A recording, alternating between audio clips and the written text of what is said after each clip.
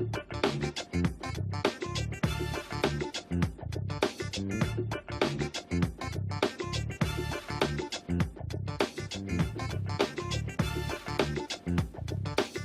Black Star Network is here.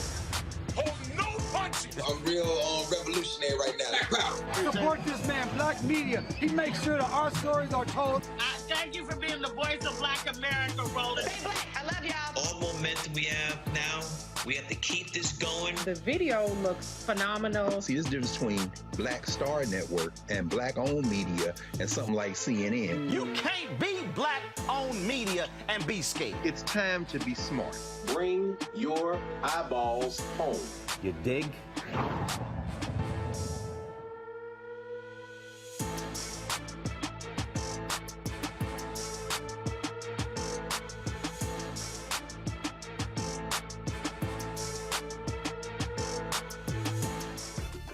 Fam, today is Thursday, September 22nd, 2022. Coming up on Roland Martin Unfiltered, streaming live on the Black Star Network.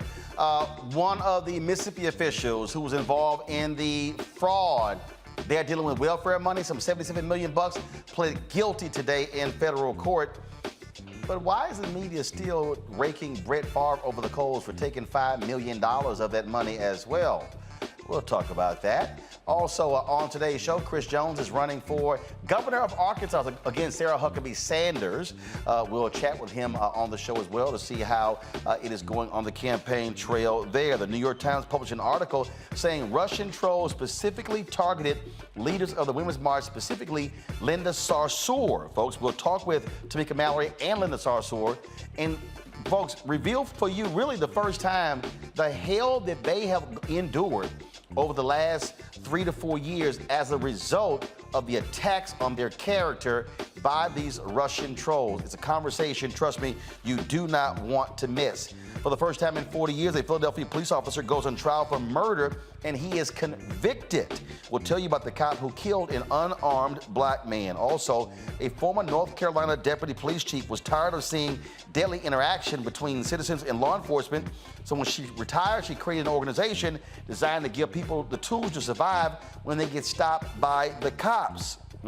That's right. Don't want to miss that conversation. Plus, Howard University's College of Medicine makes history with its new dean. First time a woman has gotten that. And I was in LA last night for the Los Angeles premiere of the Apple documentary on Sidney Poitier. You'll hear from the executive producer and director, Reggie Hutland, and also Oprah Winfrey and the daughters of Sidney Poitier as well. It is time to bring the funk on Roland Martin Unfiltered.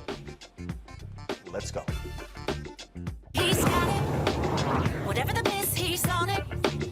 Whatever it is, he's got the scoop, the fact, the find. And when it breaks, he's right on time and it's rolling. Best believe he's knowing. Putting it down from sports to news to politics. With entertainment just for kicks, he's rolling. It's on Go Roll Roll, y'all. It's Roland Martin, yeah. Rolling with Roland now. He's funky, he's fresh, he's real, the best, you know he's Roland Martin now.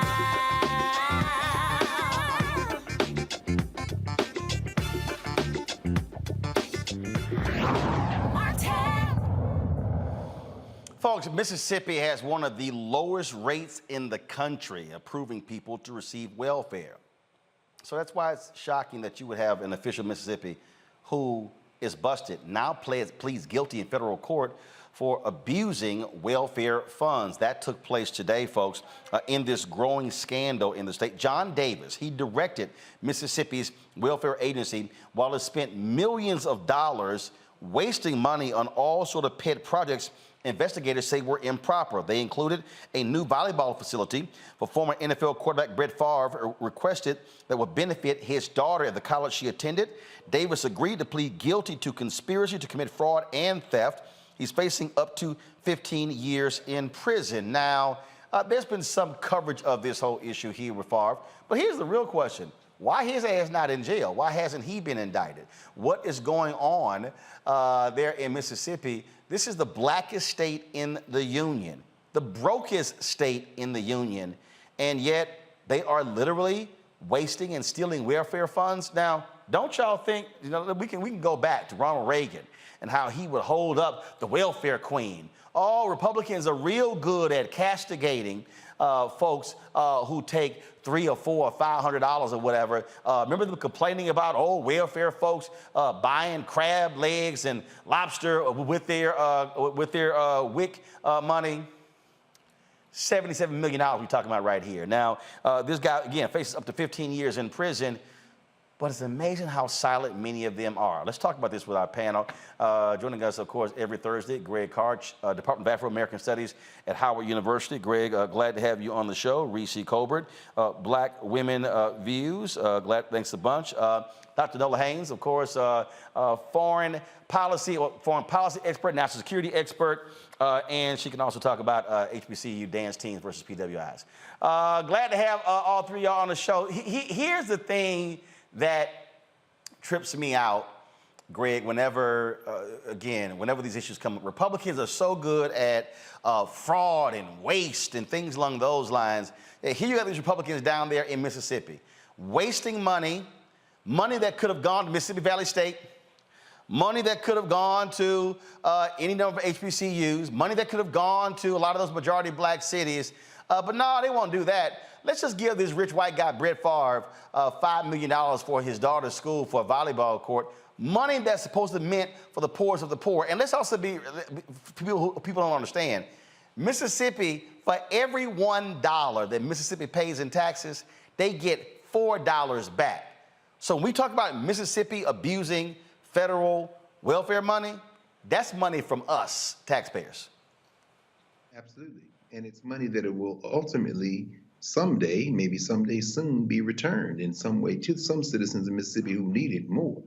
We heard Shannon Sharp give hell to Brett Favre and say that if this were a black athlete, what would have happened. But this happened because Mississippi is the blackest state and it's the closed society. These criminals operate with impunity.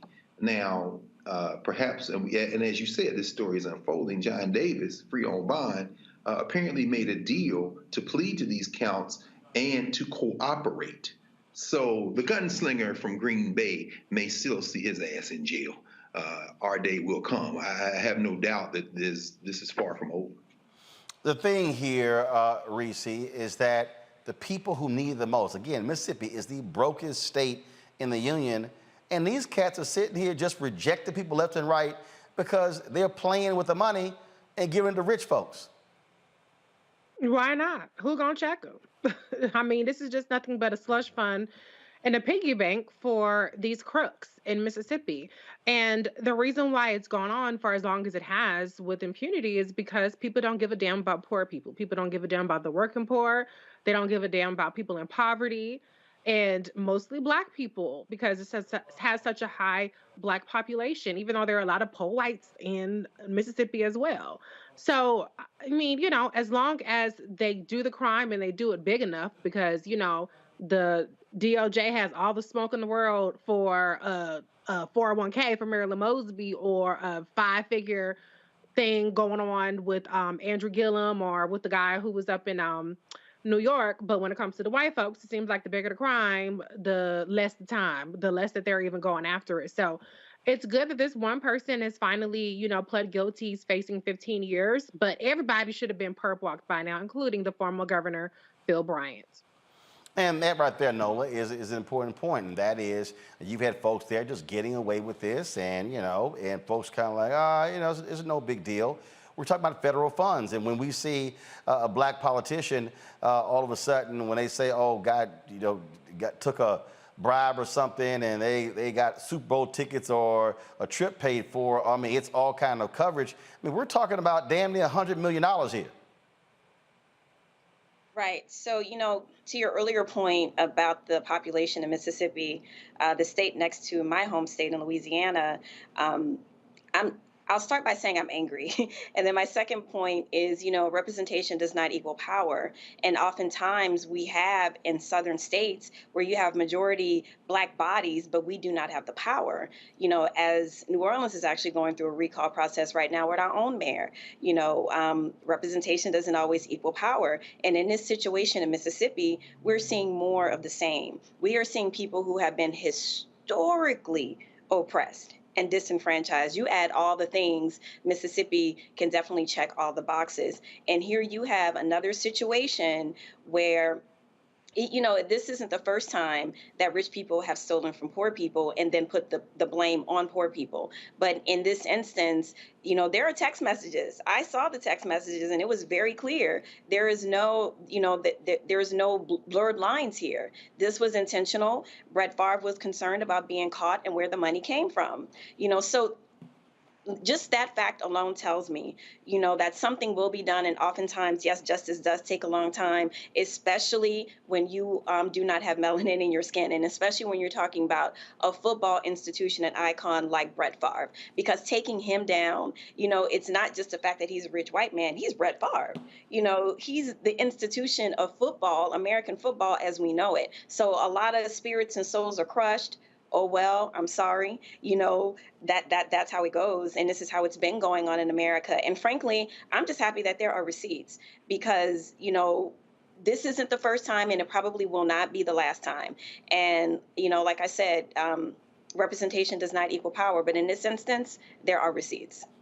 Indeed. And so, we'll see where this goes next. But the bottom line, folks, is just understand when you see a story involving a Black mayor or someone along those lines, again, juxtapose that coverage compared to the silence from a whole bunch of folks when it comes to this case right here. Going to a break. We come back, folks. We're going to talk about that Tish James, again, jamming up Donald Trump. Lord, this fool went on Sean Hannity last night and just lied his behind off. Walls are closing in on him. But also, Alvin Bragg, the Manhattan DA, he was forced to come out and say that the criminal investigation into Donald Trump continues. Really? Interesting. Can't wait to hear my panel has to say about that. Folks, you're watching Roland Martin Unfiltered on the Black Star Network. Download our Black Star Network app, available on all platforms: Apple phone, Android phone, Apple TV, Android TV, Roku, Amazon Fire TV, Xbox One, Samsung Smart TV. And of course, we want you to join our Bring the Funk fan club. We need 2,000 of our fans giving $50 this month. What we're asking for is 20,000 fans for the year giving at least $50. That's $4.19 a month, 13 cents a day for this show. 2-hour show for Roger Muhammad's 2-hour show, plus weekly shows from Deborah Owens, Jackie Hood Martin, Greg Carr, Stephanie Humphrey, plus Rolling with Roland, and plus all the live streams that we're doing. Folks, we don't charge for this. And guess what? There's no other Black platform doing what we're doing, this level of content on a daily basis. And definitely no one Black owned. And if we're talking about that, go check. Byron Allen ain't doing it. Essence not doing it. Black Enterprise not doing it. Glavely not doing it. Ebony's not doing it. None of these folks are. We are putting the work in, providing quality content, so we need your support to continue to do what we do. We have to get raise $100,000 a month between now and the end of the year to cover our costs, and so that's what we hope you can assist us with. Check our money orders. Go to P.O. Box 57196, Washington, D.C., 20037-0196. Cash App is $RM Unfiltered. PayPal is R Martin Unfiltered. Venmo is RM Unfiltered. Zelle is Roland at RolandSMartin.com. Roland at RolandMartinUnfiltered.com. Everybody who gives during the show will get a shout out during the show. So start contributing now. If you're watching on YouTube and Facebook, hit the like button, share button as well. Same thing for Instagram, Twitch, and we love to see your comments on the Black Star Network app as well. I'll be right back.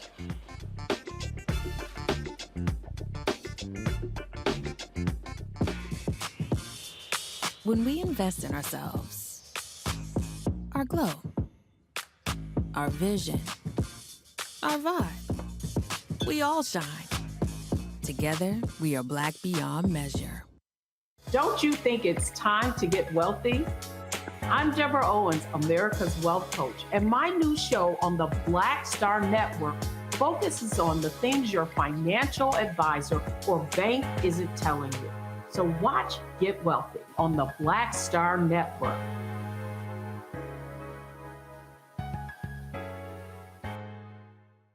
When we invest in ourselves, we all shine. Together, we are Black beyond measure. Pull up a chair, take your seat. The Black Tape with me, Dr. Greg Carr, here on the Black Star Network. Every week, we'll take a deeper dive into the world we're living in. Join the conversation only on the Black Star Network. Hey, what's up, everybody? It's Godfrey, the funniest dude on the planet. Hi, I'm Israel Houghton. Apparently, the other message I did was not fun enough. So this is fun. You are watching Roland Martin, my man, Unfiltered.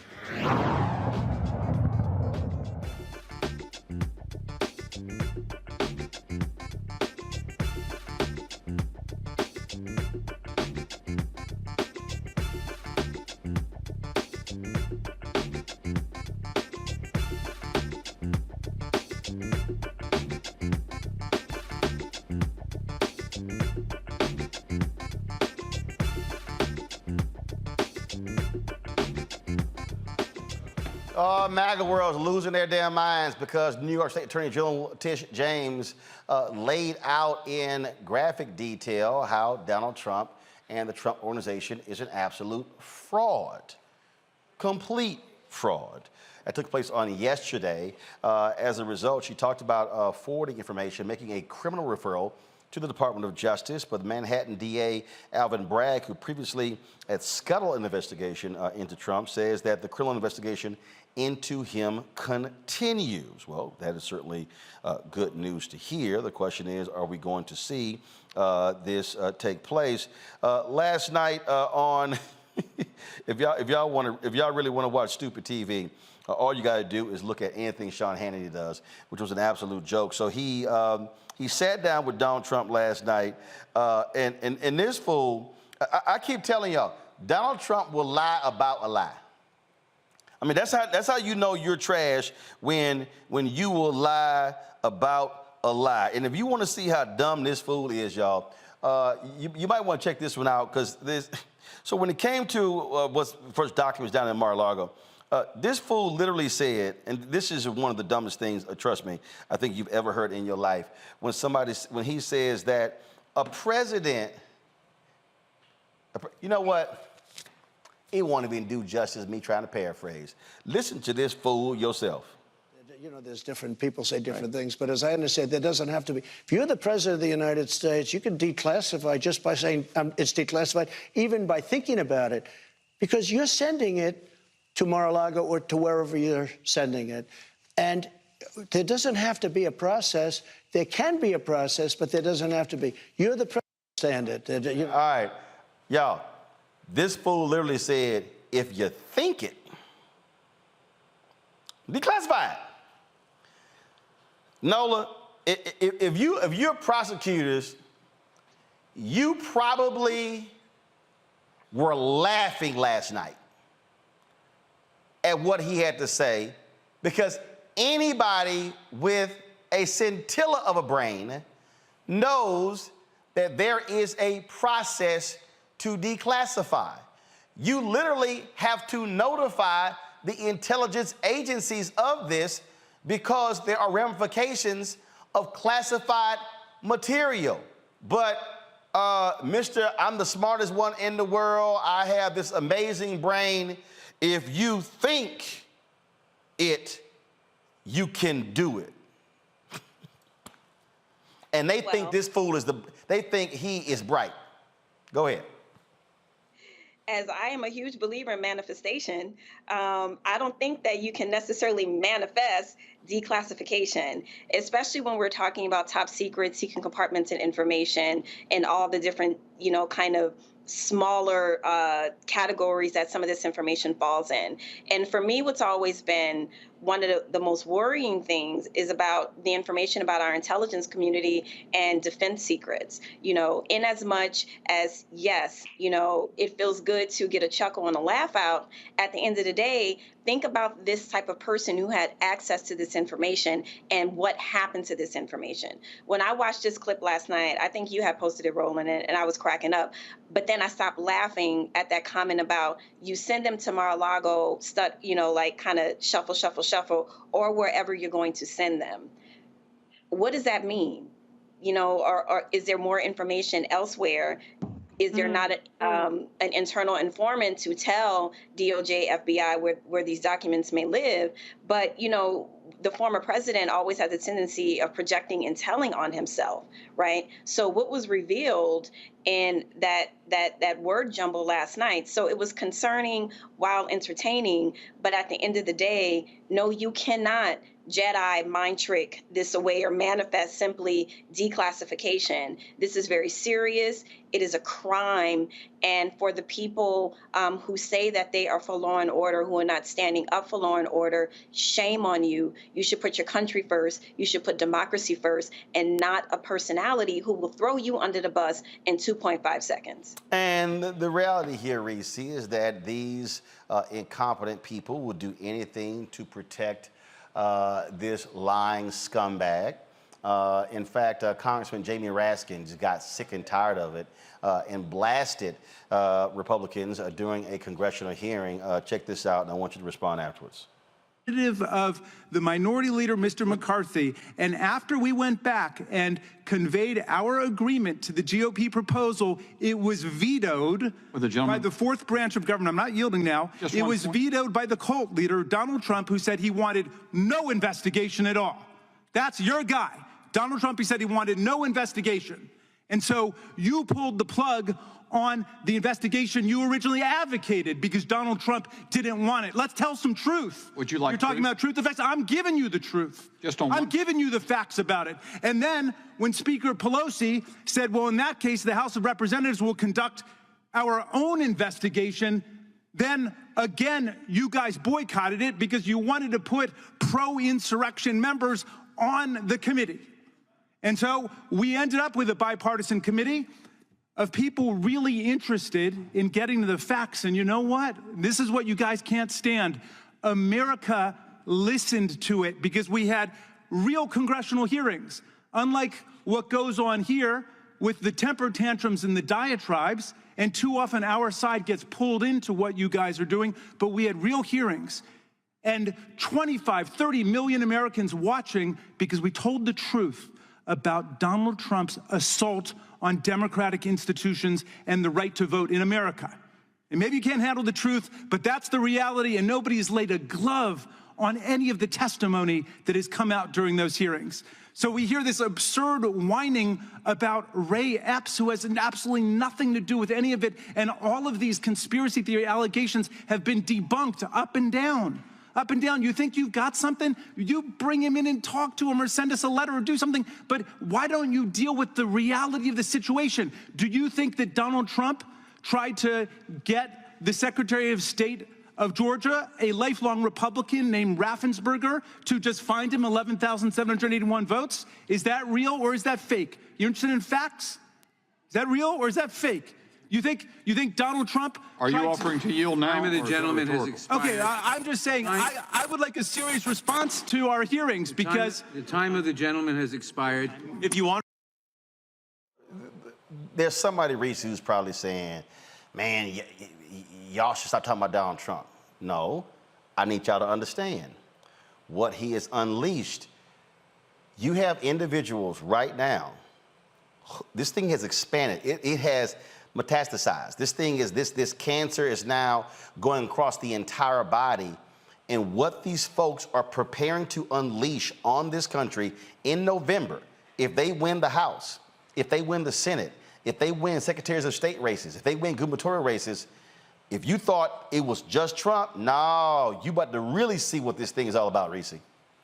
Oh, absolutely. I mean, the bottom line is that Trump is still the kingmaker in the Republican Party. His hand-selected candidates won the Senate races, or the Senate primaries and the gubernatorial primaries across the country. And these are crackpot radical Republicans that I wrote about in my book.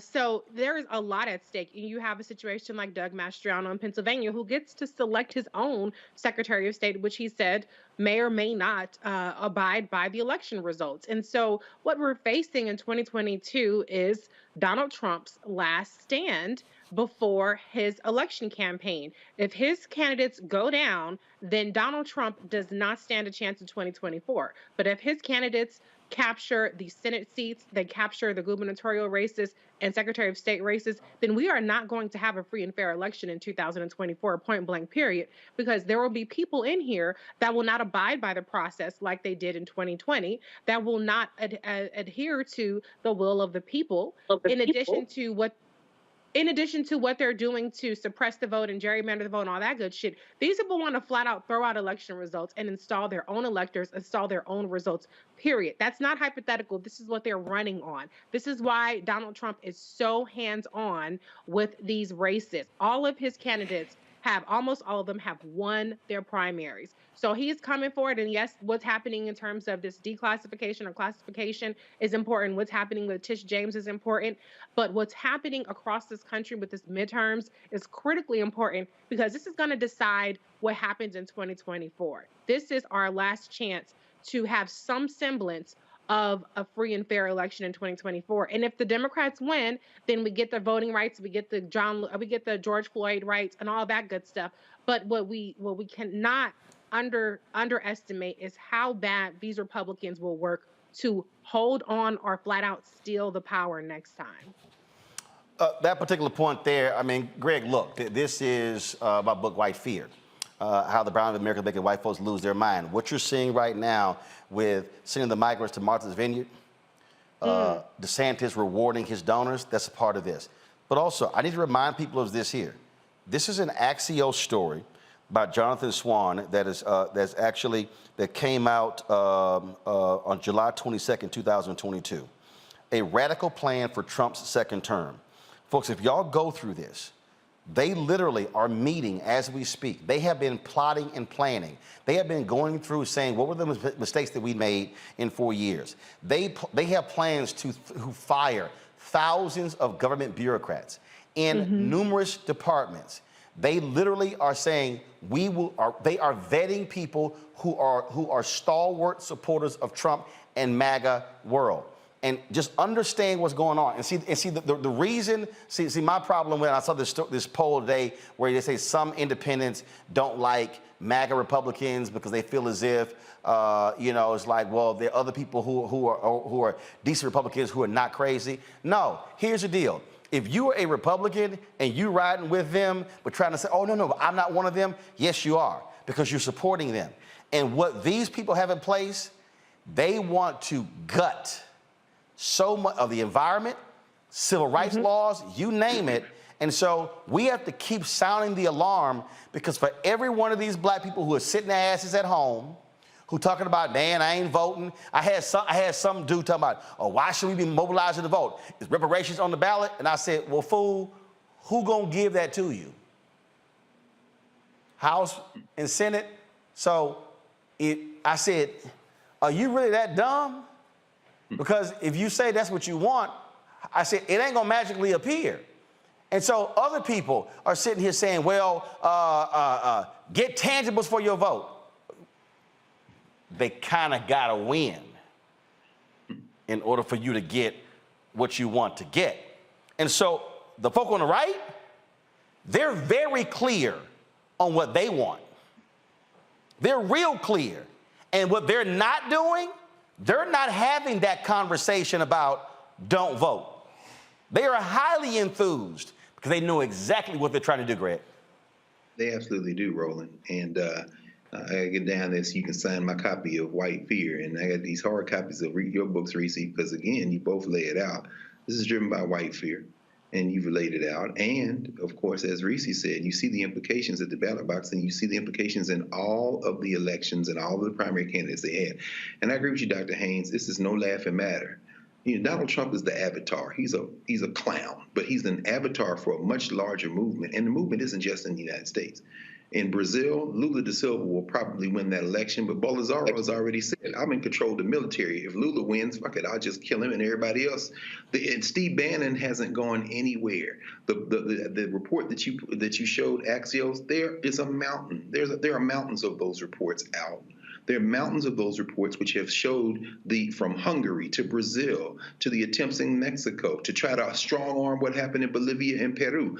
Donald Trump is just an avatar for a larger global movement to continue to maintain power.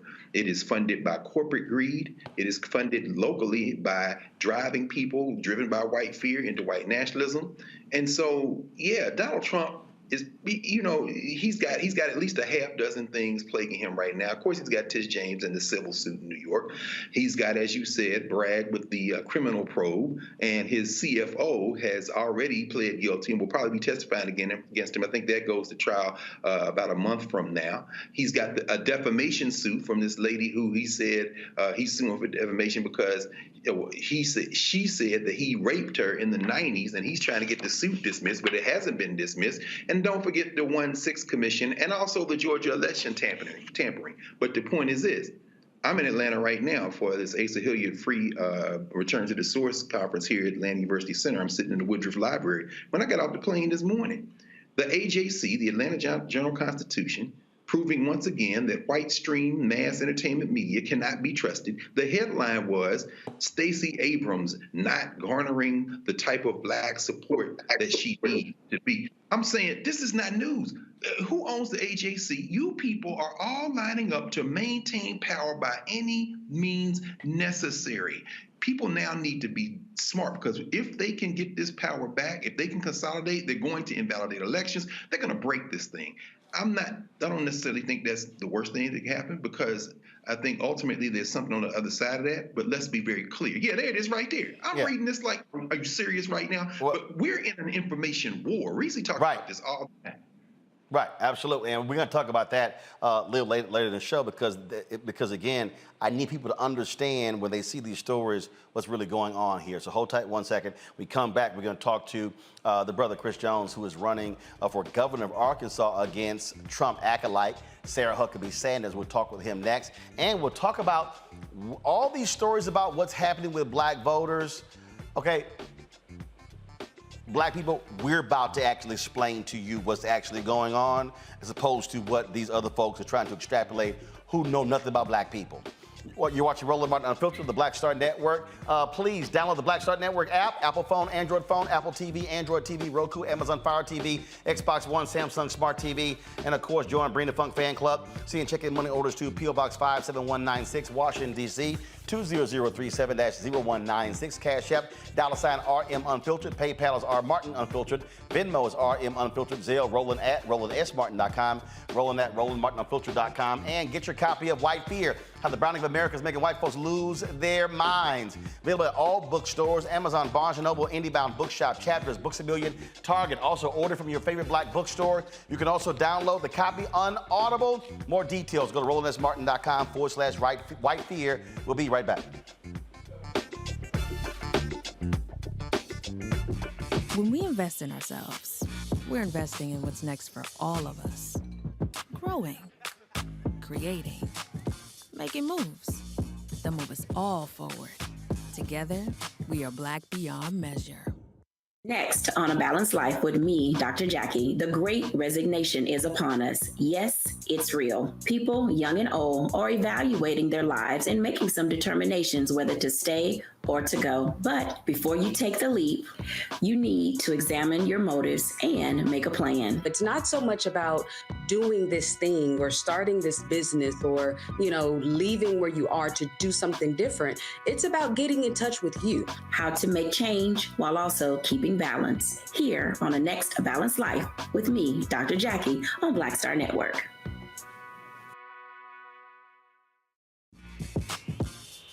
When we invest in ourselves, our glow, our vision, our vibe, we all shine.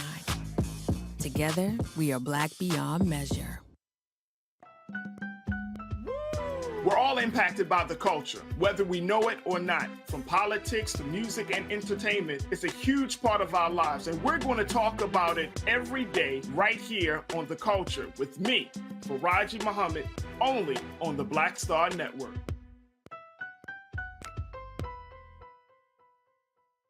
Hello, I'm Bishop T.D. Jakes. How y'all doing? It's your favorite funny girl, Amanda Seals. Hi, I'm Anthony Brown from Anthony Brown and Group Therapy. What up, Lana Well, and you are watching Roland Martin Unfiltered.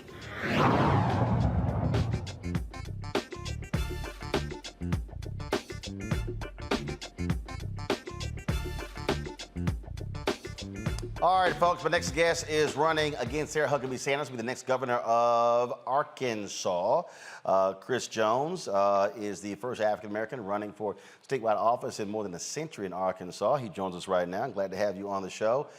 Chris, the reality is Arkansas, many call it the red state. Look at the polling numbers showing you down. Look, you got less than 50 days, some 47 days before Election Day. What are you doing to try to convince voters that you are a better alternative to be the governor of Arkansas than Sarah Huckabee Sanders, who is a Donald Trump MAGA supporter? Yeah, appreciate you having me on, Roland. Great to be back.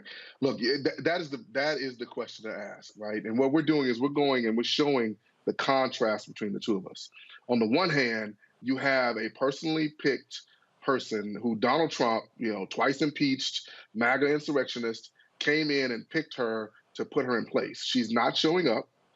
She's the kind of person that will eliminate the income tax totally, which would gut education. She wants to privatize everything. And we're talking about the chaos that would be created under someone who supports things like the insurrection versus the community that we offer. And we're offering it by showing up everywhere. I'm going to every part of the state, talking to voters all over the place. And we're really moving towards galvanizing folks to turn out.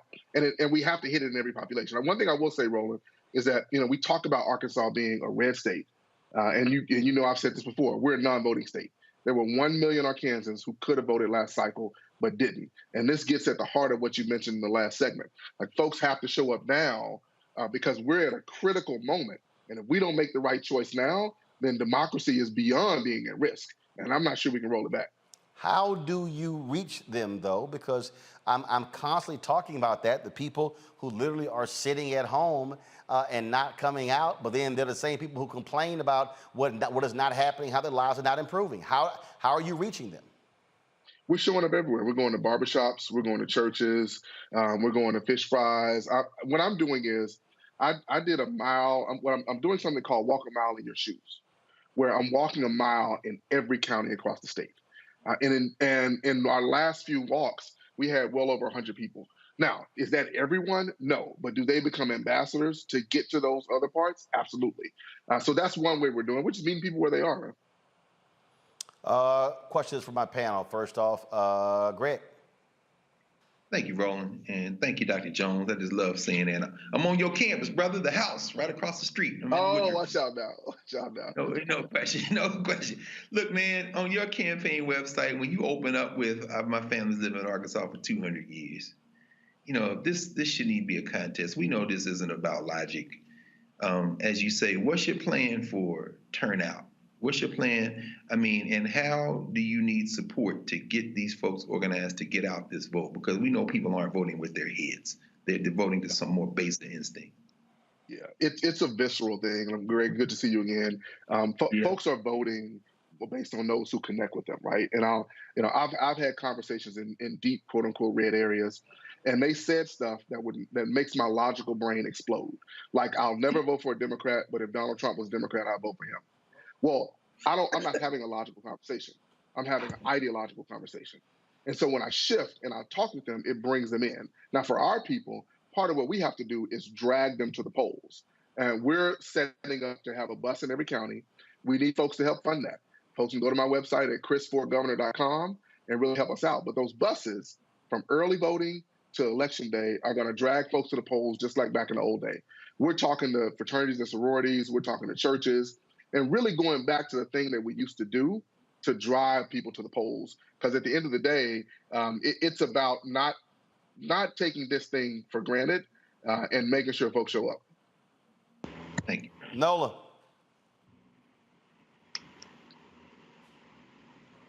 Nola, you on mute?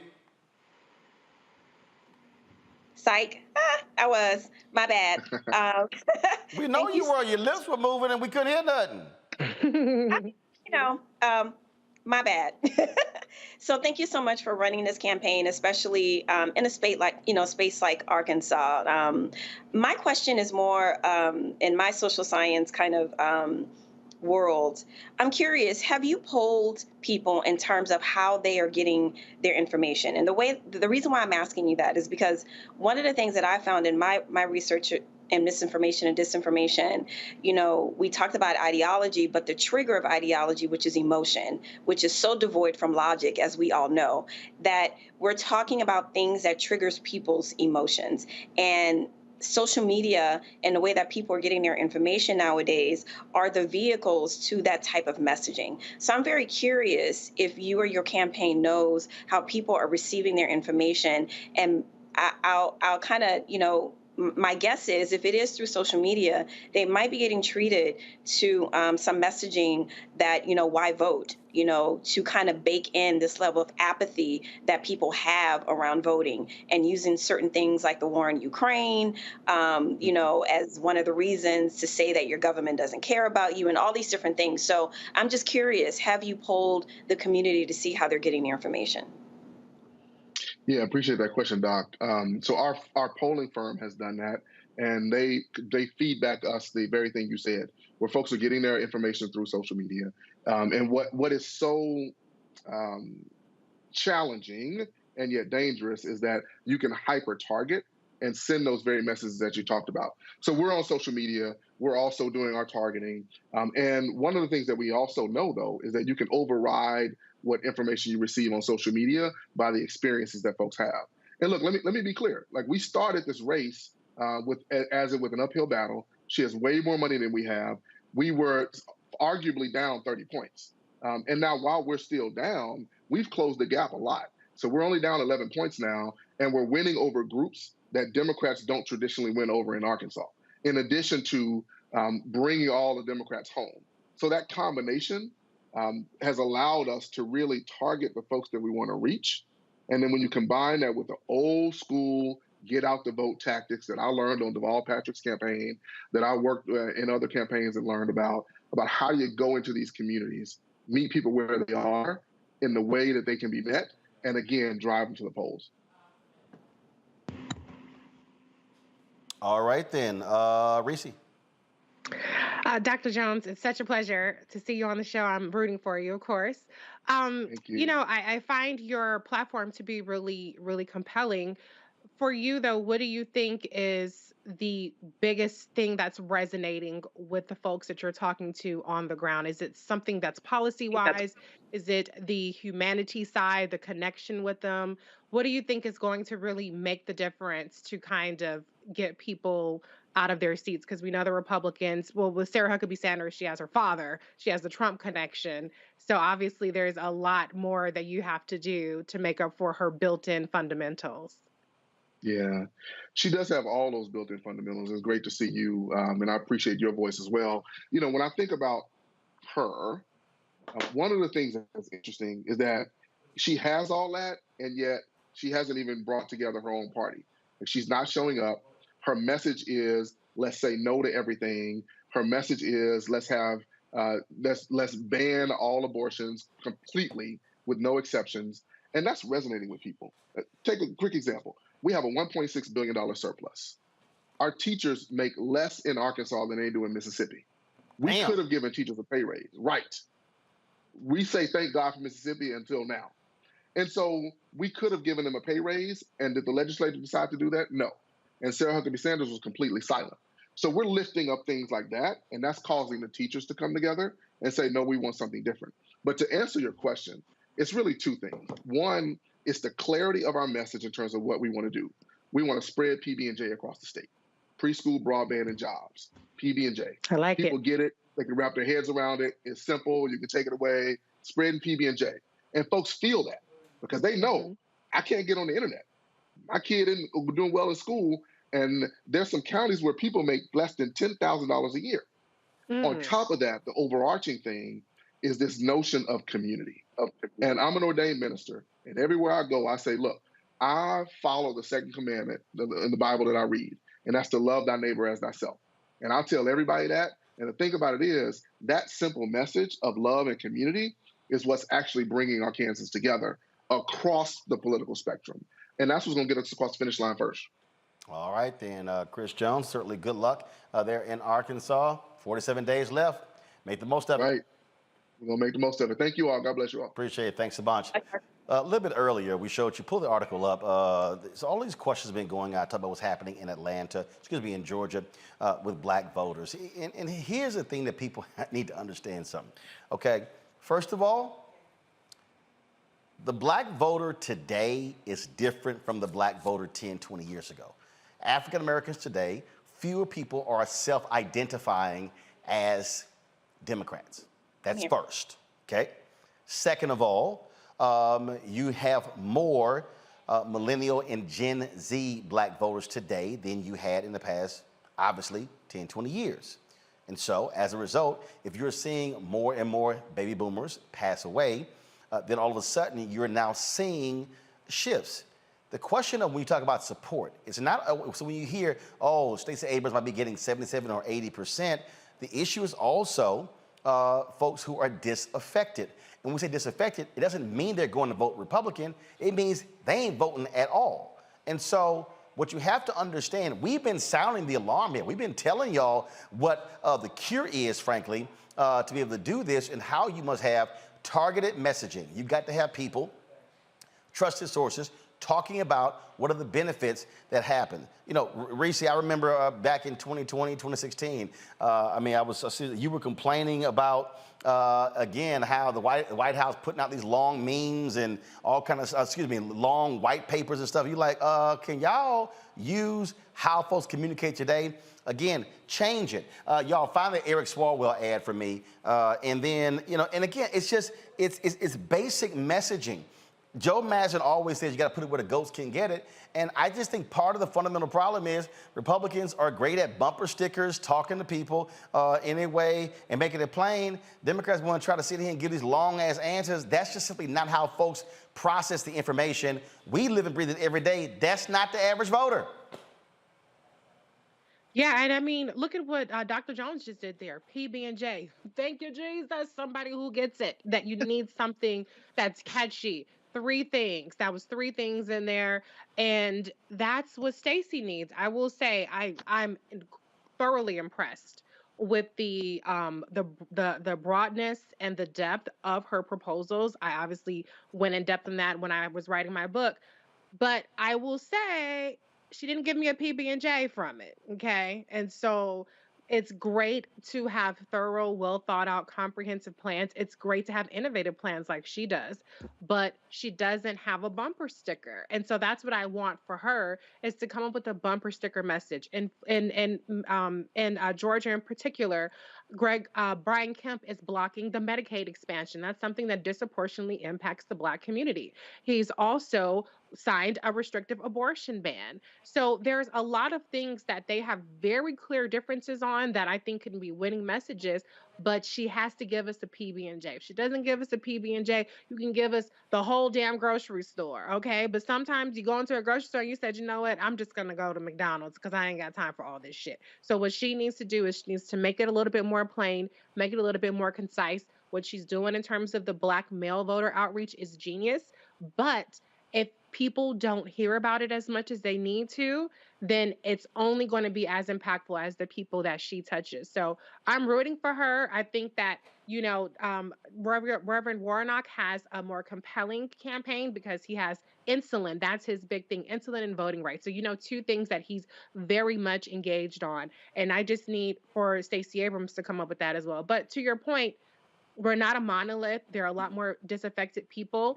And then the last thing is disinformation and misinformation is a huge thing. It is. And when you have like a killer Mike, not to dump on him, but when you have a killer Mike that poses with Brian Kemp and says, I've looked into this man's heart and he has a good heart, not recognizing all of the policy damage Brian Kemp has done, those are the kinds of things that people look at as opposed to the receipts. But it's also, again, for me, it goes back to how you conveying a message. It's a perfect example. The ad we're about to show you was not done by DNC. It wasn't done by the Progressive PACs. It was literally done by Congressman Eric Swalwell. And to me, when I saw it, I was like, damn, That's how you do an ad. Watch this. You know what's on the ballot.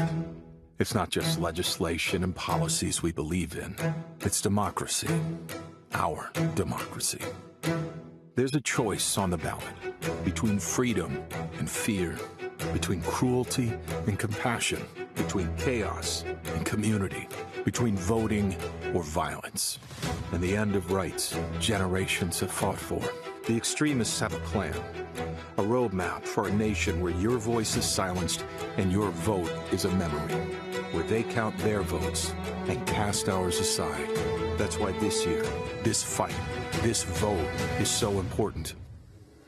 Register, engage, volunteer, fight back against the disinformation and despair, and most of all, vote, because your vote is all that stands between our future and theirs.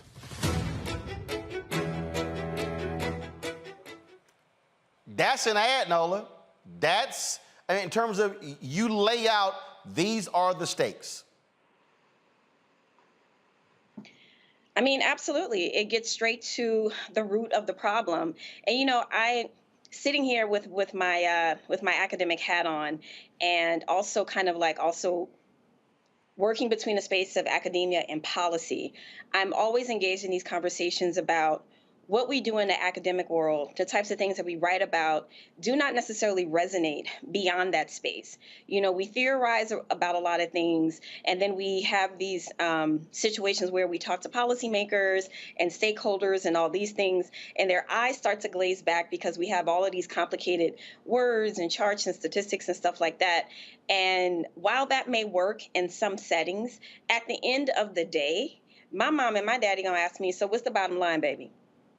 And that's what I always have in mind when we're talking about these sorts of issues. Again, because we're talking about the trigger, emotion is the trigger, right? Before we get to ideology, we have to connect with something emotionally for it to resonate and for us to really go hard for it, you know, like the Trumpers. The Trumpers go hard for Trump. That is beyond ideology. He has tapped in to some level of emotionality that the Dems perhaps are still struggling with. I think getting a little bit better. And who's ever running that White House Twitter, yes, yes, and yes. I know some people are not here for it. She recently got hired from one of the Twitter feed in New Jersey. And again, it's like, hello, y'all like 2 years late.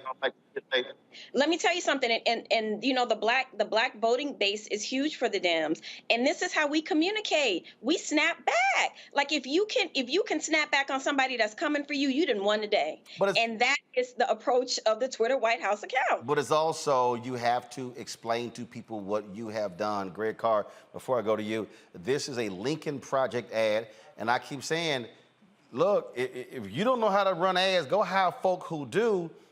You see this is what we've done, what they haven't done. Watch. Remember this guy's contract with America? How'd that go? In a few days, the MAGAs will try to sell you another contract for America. Everything they're promising is already happening with President Biden. An economy that works for all Americans? Check. Record job growth. Good-paying jobs growing our economy. That's Biden, not MAGA. Peace through strength. Ask Ukraine who stands with them and who stands with Russia. Energy independence? Yeah, Biden's got that. Safe and secure communities? Check. Millions to improve policing, protecting our communities and civil rights. Fight to end government corruption and drain the swamp? Who are they kidding? For 7 years, they left us holding the bag and paying the bill for their reckless spending and bad ideas. Their new contract with America? Promises they'll never keep. But Joe Biden and the Democrats deliver. All right, Greg, so for me, if you want to create an ad where you're talking to African Americans, what you do is, in that 60-second space, you say, we did this, check. We did this, check. Child poverty, check. Black unemployment rate, check. $12 billion or whatever the amount of money going to black and other businesses, check. You have to explain that. What you don't do is give the broader broader things that you've done, and then hope folk figure out in that, well, how is it impacting me? It is called micro-targeting to audiences, so you are being very specific. So when somebody sees it, go, oh, I didn't know that. Oh, I didn't know that. Oh, I didn't know that. Now I know. Yeah, Roland, I mean, micro-targeting, brother, you said it, and that's really the word. As I was watching that Lincoln Project ad, I was thinking the Democrats can never make that ad. That ad is a white nationalist ad. It's patriarchal. It's phallocentric. You saw the Washington Monument sticking up like an erect penis about 15 seconds from the end. They're calling the Republican Party weak, old, corny. They start with Newt Gingrich. Remember this guy? In other words, it's very masculine. It's white masculine. They're trying to peel away people who don't want to be clowned. See, the white nationalists, those people don't want democracy. They want nostalgia. They want a scapegoat. They want delusion. They want to escape accountability. The Lincoln Project is playing on a field that is very much Republican. Now, in contrast, the Democrats are also holding back. This is why the micro-targeting is so important. As you say, you've got to target different constituencies, but the lowest common denominator that unites them all is people are not studying. Again, the article show from Axios, people have been writing it. So for some people, it's going to be, I didn't know that, and they'll move. For other people, it's going to be PB&J. When I see Chris Jones, I'm thinking, you from Houston, you know Mike Jones, the rapper from 15 years ago. Mike Jones, who? Mike Jones, what? Mike Jones, Chris Jones, when is Chris Jones coming? Get them guys, they don't know no policy, they just got, I remember standing in North Philly the day before the election in 2008, and there must have been 1,000 young people out there, half of them not old enough to vote. They had remixed Lil Wayne's A Milli, and instead of a milli, we already know, it was like Obama. These Negroes took signs and littered North Philadelphia with signs. It ain't about micro-targeting. You got to know your audience.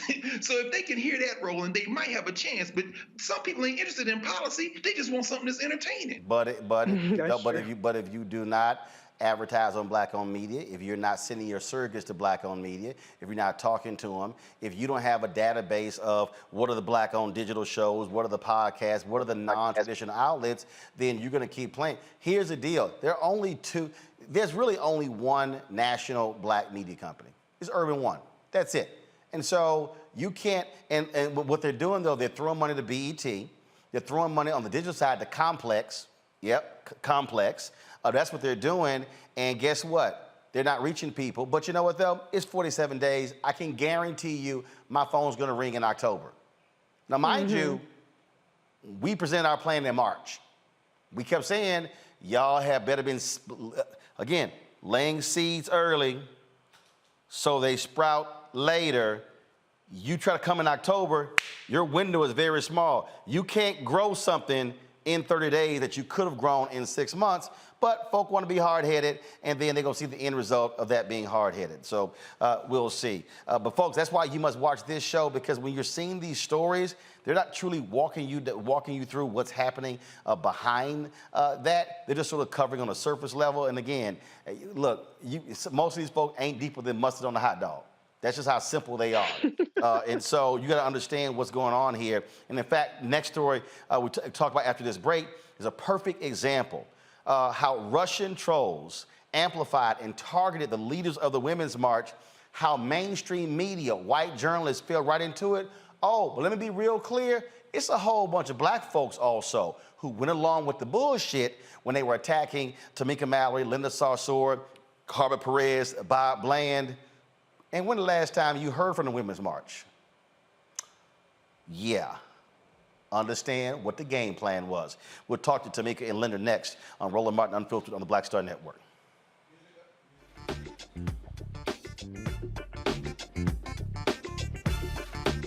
I remember being with The View when they said, we want to extend your contract. And I knew God said, it's time to move. It's time to go. And everybody was saying, Cher, you got a great job. You're making all of this money. And I said, no, it's time. And they said, you ain't gonna be able to, you've been away from Hollywood. And I said, it's time to go. And when I didn't, that's when I realized I was about to go through this divorce and it was gonna be expensive, it was gonna be a lot. And I said, I'm gonna stay. I said, I'm gonna stay for a couple of years. So you make this money. See, go ahead. I'm gonna make this money and then I'll get out, Lord. So do a compromise. I'm gonna do what you say, but I'm gonna do it on my thing. And he went, really? He went really. And you know when he went really? They said that we were heavy in contract negotiations. And they came, my manager called, she said, they're not gonna renew your contract. And I went, hey, wait, what? Sue, what? Just yesterday, they was offering me more money. She said they just decided not to renew your contract. And I remember sitting in front of the mirror at the View, and I went, what happened? And it was very clear. God said, I told you it was time to go.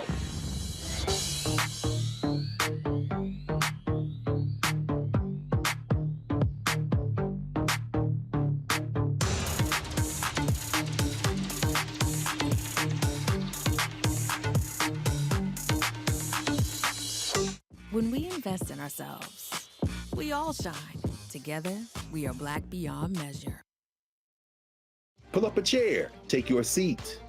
The Black Tape with me, Dr. Greg Carr, here on the Black Star Network. Every week, we'll take a deeper dive into the world we're living in. Join the conversation only on the Black Star Network. When we invest in ourselves, we're investing in what's next for all of us. Growing, creating, making moves that move us all forward. Together, we are Black beyond measure. Hey everybody, it's your girl Lunel. So what's up? This is your boy Earthquake. Hi, I'm Chaley Rose, and you're watching Roland Martin Unfiltered.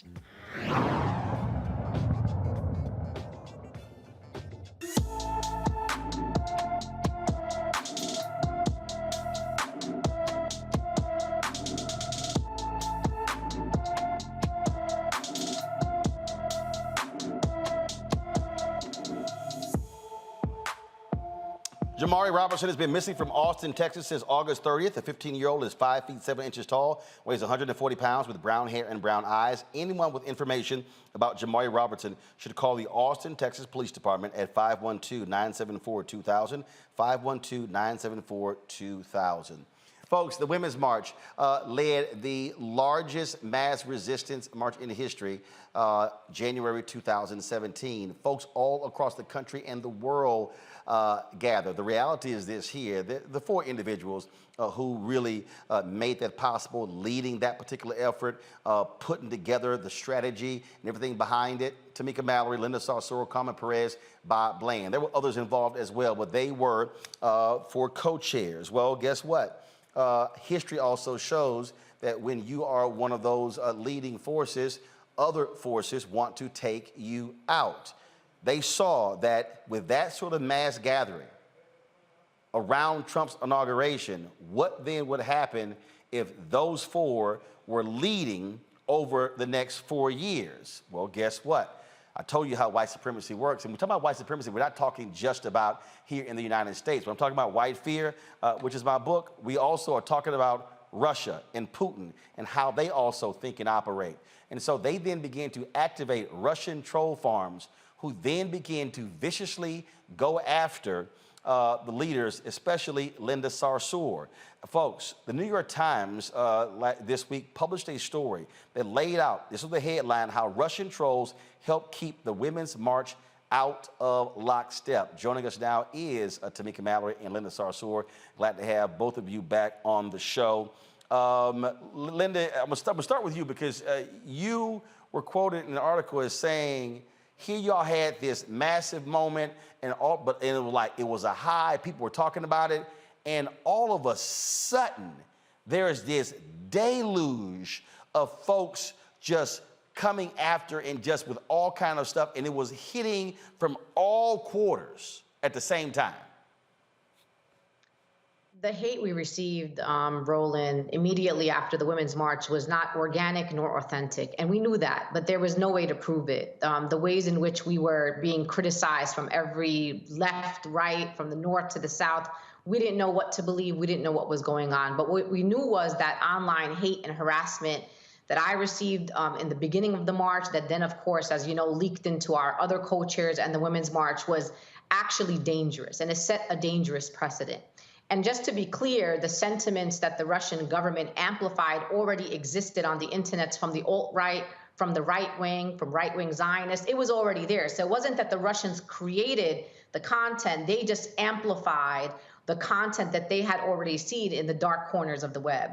Which then, as you know, when you keep repeating a lie, you keep repeating a lie, you keep repeating a lie, mainstream media was hoodwinked. White women who were part of the Women's March and supporters of ours across the country were also hoodwinked. Some progressives or people who consider themselves to be progressives were hoodwinked. And I will say this about Russia, knowing that we do have folks in this country, including the Republican Party and white supremacists, there's an ideological connection to the Russian government. The Russian government wanted Trump to be the president of the United States of America, knowing how he would interact with them on foreign policy. But once he got in, they needed to protect Donald Trump. And so they decided that the Women's March, and me in particular, were going to be the target to try to undermine what they believed to be a strong, united anti-Trump force in America. And the thing there that Linda just talked about there, Tamika, really jumps out. How, when the right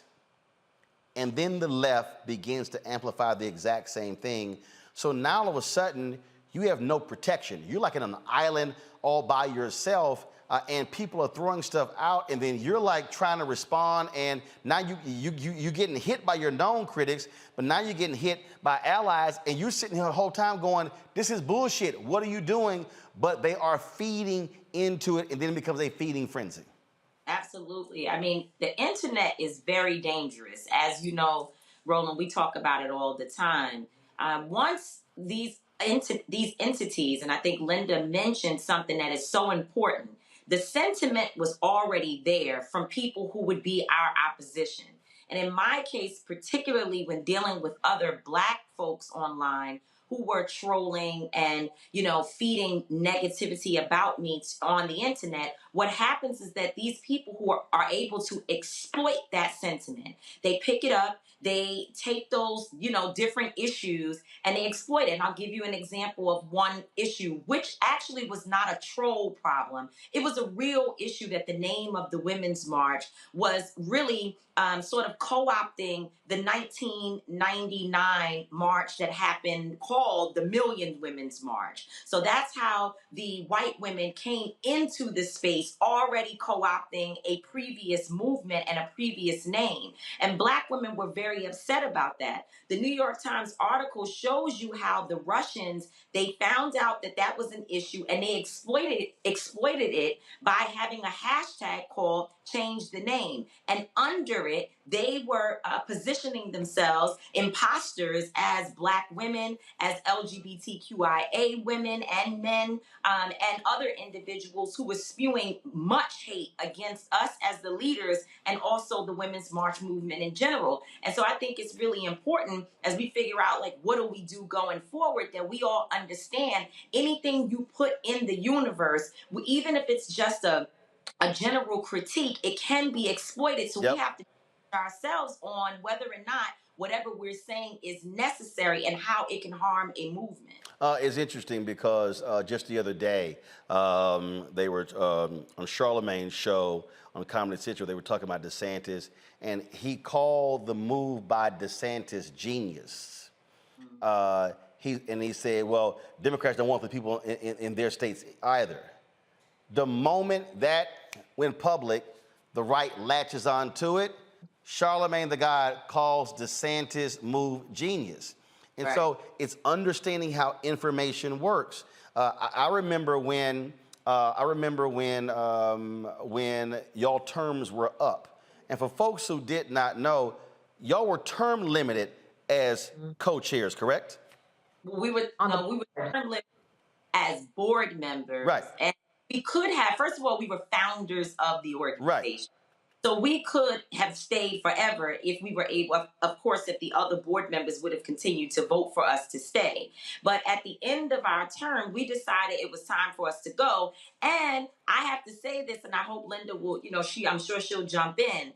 The New York Times, I appreciate that they did this research and put this in the universe and, published this story. But they also were perpetrators of those who attacked the Women's March and allowed people to be presented with platforms to tell lies about us. And so there were a lot of folks around who are now calling us to say either they're apologetic or they didn't really know. And we were trying to tell them all along that you all are being duped. You all have said they were being duped. I'm a little, I ain't in the dupe space. It was very intentional and coordinated. That's how I feel. But here's where I was going with that, because I knew your terms were up. Right. I knew, and so I'll never forget, the Washington Post did a story basically saying y'all were run out. Right. That's right. And what then happened was, and I'll never forget, News1.com and Blavity picked up their story, rewrote it, and followed it. I saw it, and I've been critical of Black Enterprise, The Root. I've always been critical when Black media does this. So what they did, they then aggregated, rewrote it, basically put their name on it. And I said, what are y'all doing? I said, you're just rewriting a Washington Post story. I said, how can you be Black media and you don't have Tamika's phone number? You pick the goddamn phone up and call and say, hey, what's going on here? I hit Morgan DeBond at Blavity. I hit Bruce at News One, said, take this bullshit down. That's simply not true. If y'all just call somebody, and they're like, oh my God, so they took it down. But it's a perfect example of when they will take a story that's in mainstream media and again, put it in Black media, and then Black folks go, oh, well, I saw it in Blavity, I saw it in News One Now, I saw it on The Root, I saw it on Black Enterprise, so it gotta be true. And I'm like, no. That's the one thing we cannot do is amplify their stuff, because now you're giving a stamp of approval. And Linda, that happened repeatedly where stuff will get written and you're sitting here going, this is a flat out lie. Flat out lie. That's why, Roland, we love coming on your show, and we have been longtime supporters of your journalistic ethics. This entire New York Times story is an expose not just on the Russian government, it's an expose on the media. The bottom line here is that as a journalist, your job is not to write what the internet is saying. Your job is to write what you investigate and what you have facts to back up. And that was the issue that we had. We had media outlets regurgitating what they saw on the internet. To your point about when we left the Women's March on Washington, all you had to do was look at our bylaws. You could look at our bylaws, you could see the timeline of when we were instated as board members. We had 2-year terms. You could look at the timeline of when people started calling for our resignation, which was over a year before we actually left the Women's March. We did not leave the Women's March heeding to the calls of resignation. We committed to a 2-year term at the Women's March. We completed our 2 years, and then we went out in the world to do the good work that we always do. And you made this point earlier, Roland, and I want to say this to all the viewers. The Women's March did not make Tamika Mallory, and it did not make me, it did not make Carmen Perez, and it did not make the women who were part of the Women's March at that time. We made the Women's March, and now we are not at the Women's March. And guess what? Like you said, the kind of organizing that we were capable of, the high visibility that we were capable of, the strategy that we had, the partnerships, the largest civil disobediences that this country had ever seen, that was us rolling it. Now we are not there, and that is why you do not see the same type of organizing, because it was us that made the Women's March. And this is a cautionary tale for the movement. Who has interest in undermining some of the best and most effective organizers in America? That's the question you have to ask. And for me personally, I say this, and I'll say this to you, and I tell this to Tamika, and say this across the movement. Unity is not uniformity. So we don't all have to agree on everything. There are going to be issues, Roland, that people don't agree with me on my foreign policy issues. They don't agree with me on Israel-Palestine. They don't agree with us on defund police. There's many issues that we could debate. But that does not mean because we do not agree on certain issues, that means that we fracture an entire movement, that we marginalize leaders that we know we need in this very critical moment, as Tamika wrote a book called State of Emergency. And we right now are in a state of emergency. And so I feel vindicated. Tamika's vindicated. We knew this wasn't authentic. We knew that millions of people didn't know who we were to hate us. But guess what? The Russians, with the right wing, they succeeded in undermining a very powerful movement that we helped build. And the thing here, Tamika, is, look, we can, again, look at history. We can look at what COINTELPRO did. We can look at what they tried to do and tried to destroy the Black freedom movement. The reality is they saw, wait a minute, if this is how Trump's 4 years is starting, oh, hell no. We can't let these folks build up momentum. And the difference between previous movements, the difference between Dr. King and others is that the other folks who were allies knew what was happening and didn't fall for the okie doke. The problem is, when it came to the Women's March, the folk who were supposedly on your side, they fell for the okie doke and didn't even realize that by them participating in it, they basically blew it up themselves. And facts are facts.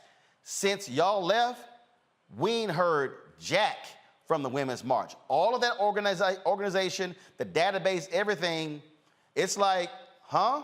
That was like, it was a moment. And that was the whole point. Only make it a moment, not make it, allow it to become a movement. Well, it's the same thing now with what we see happening with Black Lives Matter and all of the reporting about resources and money and who spent which money where. Now, let me be clear, accountability is important. And we don't always make the right decisions. There are things that I'm sure all of us sitting here, people listening, we would have done it different. And, and I've said that to leaders within the Black Lives Matter movement, but I am constantly challenging, as you said, Roland, I'm not talking about right-wing folks. I'm not talking about, Republicans or even Democrats that are angry with the administration. I ain't talking about that. I'm talking about people who are in our movement, people who are walking right next to us, that are sharing stories from the New York Post, Daily Mail, and all of these right-wing, what do y'all call them, rag news outlets. No good, never have been for our communities. They lie, they are racist, and we share the articles and the story from their perspective about our organizations. Right.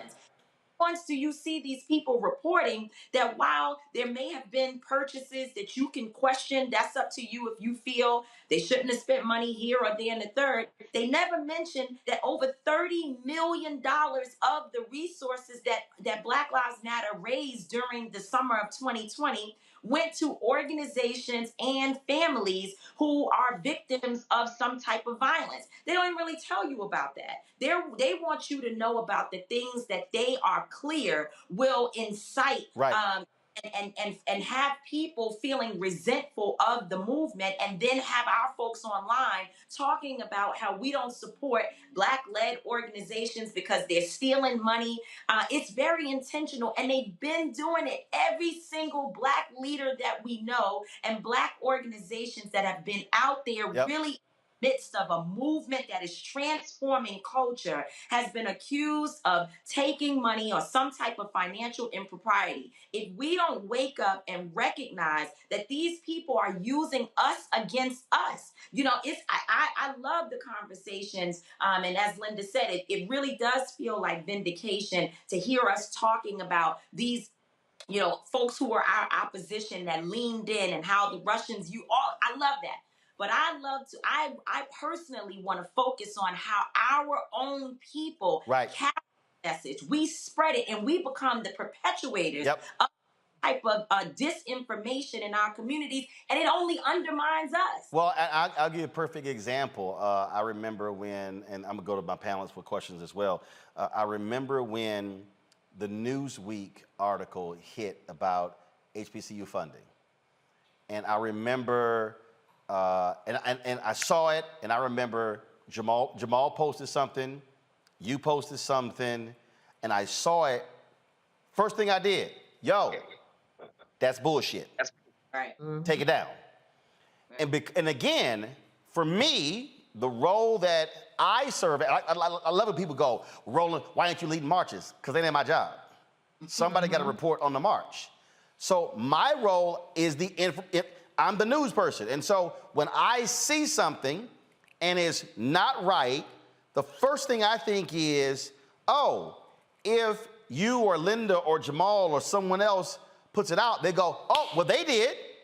Right. So to me, that's our personal checks and balances when certain things happen. Was kind of like, hey, I don't think you want to do that. By talking, it's like, oh, damn, I didn't think about that. Thanks for calling. But see, that's the role that we have, but that's also when it comes to trust. That's why I keep telling people, to your point, you got to stop. When you share someone's article, you literally are sharing their perspective and how they reported the article, and it's not, well, who they didn't call and how they shading it. What's the headline? What's the focus of the story? Don't give it an objective. No. There's no such thing as objective. Everybody is subjective because it's still written from their point of view. Go ahead. I was just gonna say we all fall victim to it. Like, yes. It's not, it's something that we have to be conscious of. And to your point, for me, I have checks and balances. Sometimes I still fail at, we all do. Yeah, but knowing, first of all, who is writing the story? Yeah.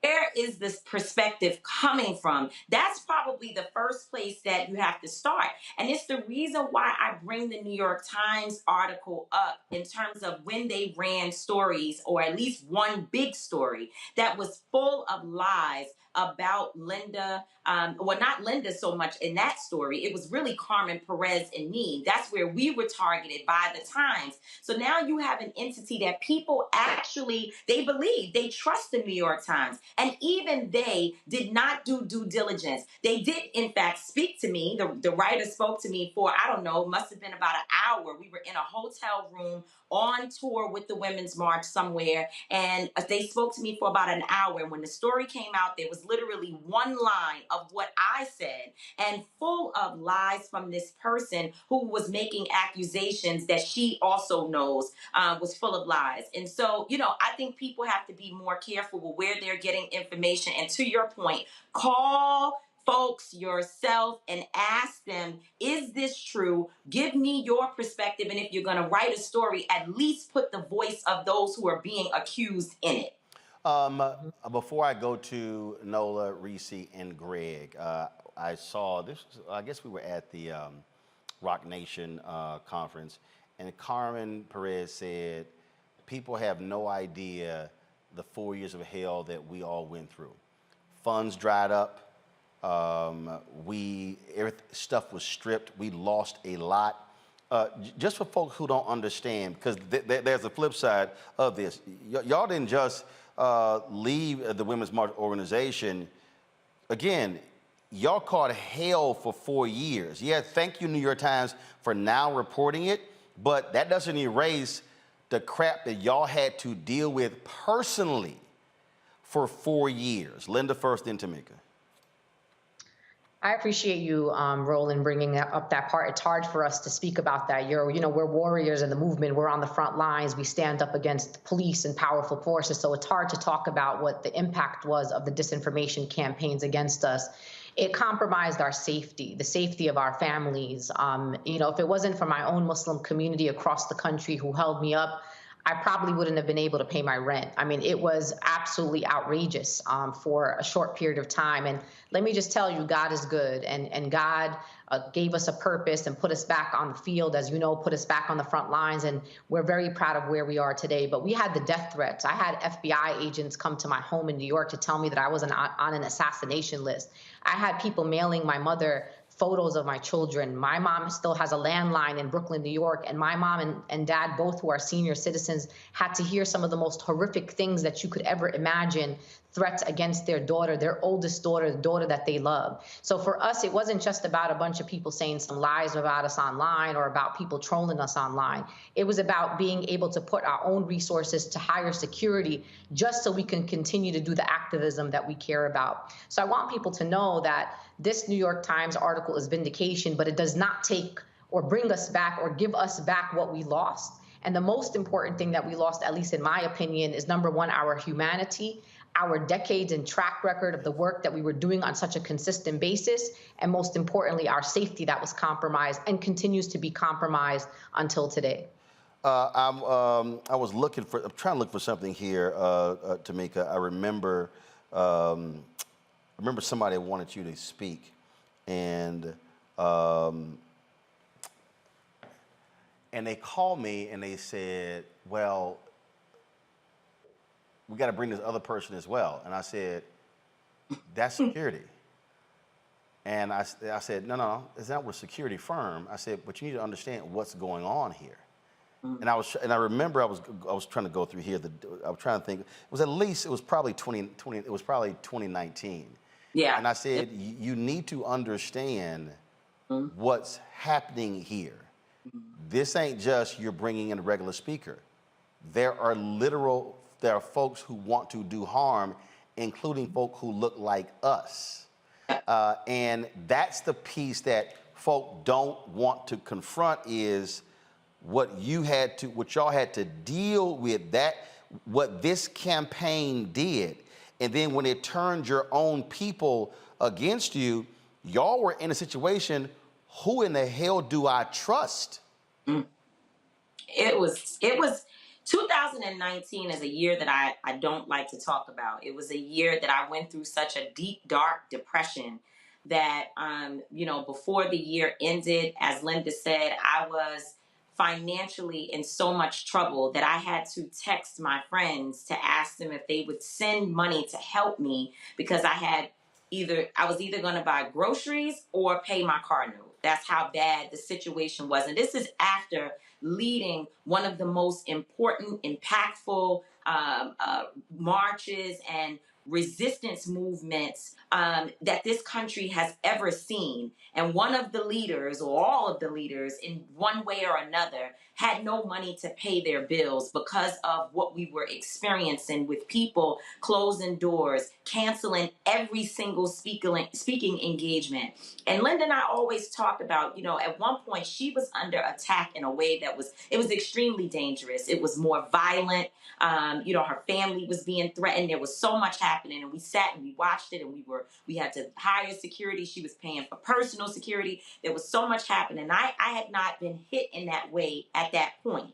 And then they came for me, right? So what's the saying that they'll go for everyone else, and then eventually they come for you. And so they came for me. And when they did, all of us sat back. I remember distinctly having a conversation one day where Linda and other women were acknowledging that the way in which Black women are abused is like nothing they have ever seen before. She was like, oh, you're not trending on Twitter, so it's going to be okay. We can, don't worry, because I was, crying, emotional, everything you could think of.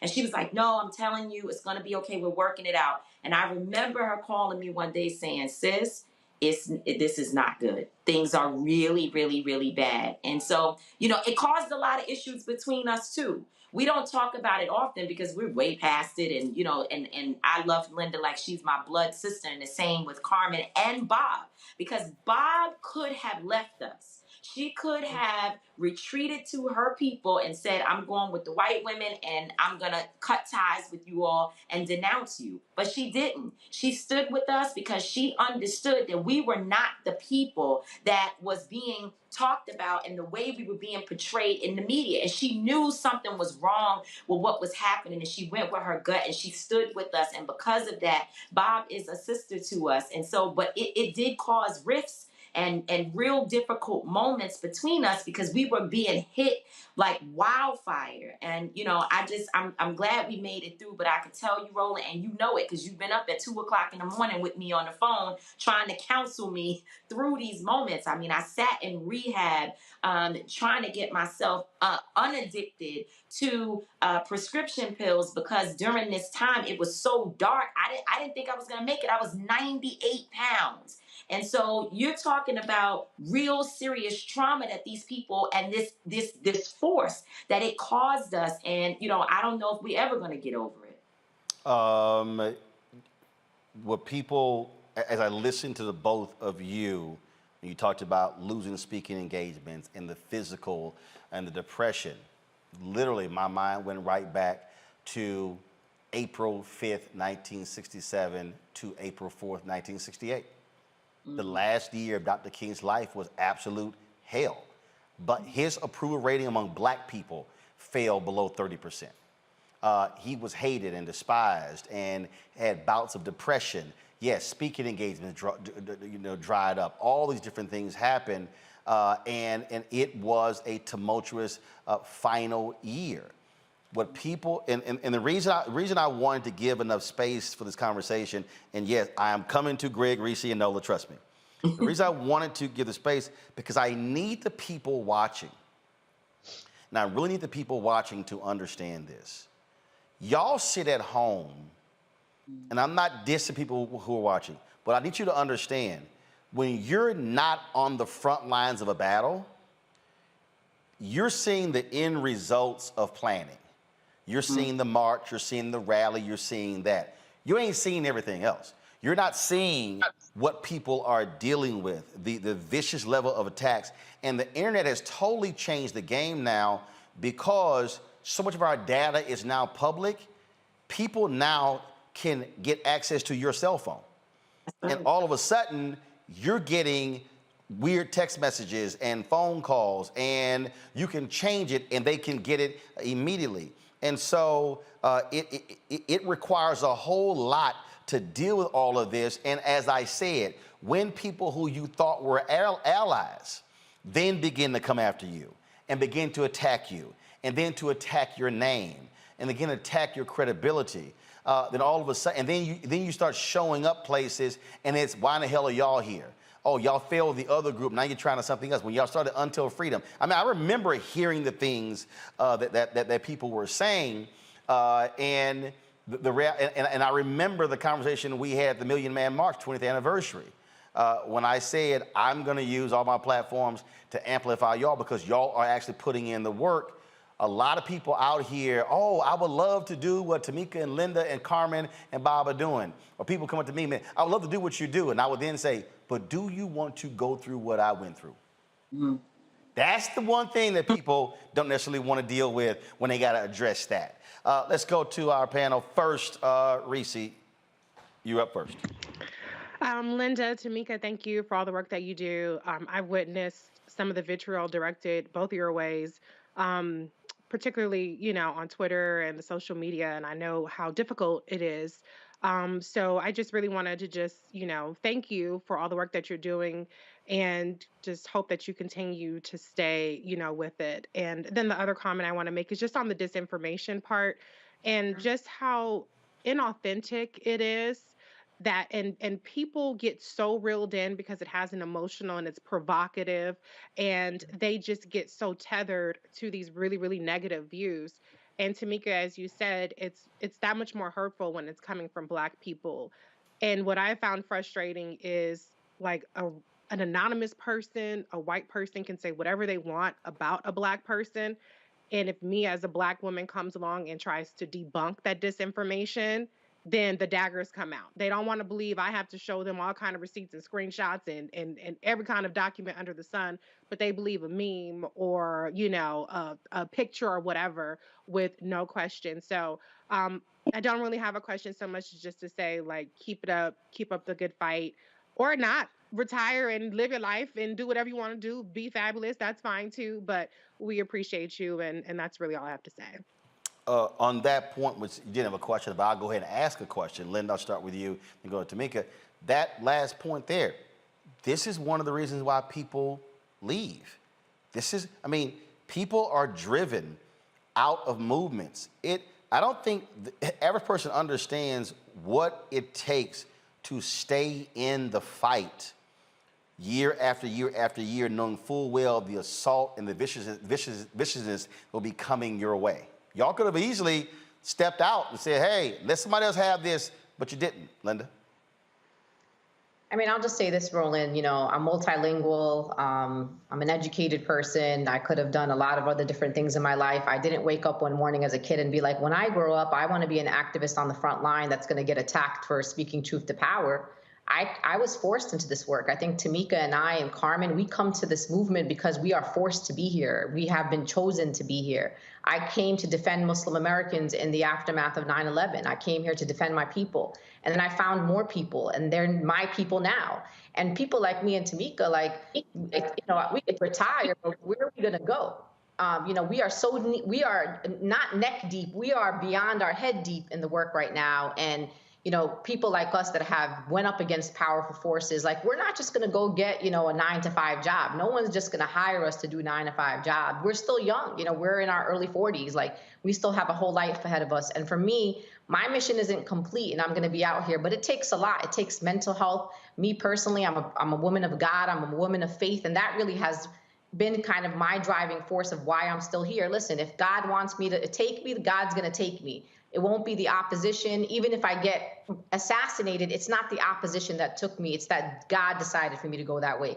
And that's what I tell myself every day. So I'm going to be out here. I'm going to be on the front lines. I'm going to continue to organize and build movement and defend Black people and defend marginalized people in America because we have to. Somebody has to do it, Roland. And I'm not going to allow the opposition to silence us nor intimidate us. And even through the darkest moments of our lives in the last few years, guess what? We were still outside and we still organized against Brett Kavanaugh's hearings. We were still organizing around family separation. That was during the height of the disinformation campaign and we were still outside. Tamika? What else can I say? She said it all. All right, let's go. Nola, you're next. So first of all, I'm just in awe of sharing space with you both. I just recall making my signs with my friends, all ready to go downtown Los Angeles and make sure that we were out there marching and making sure that our voices were heard.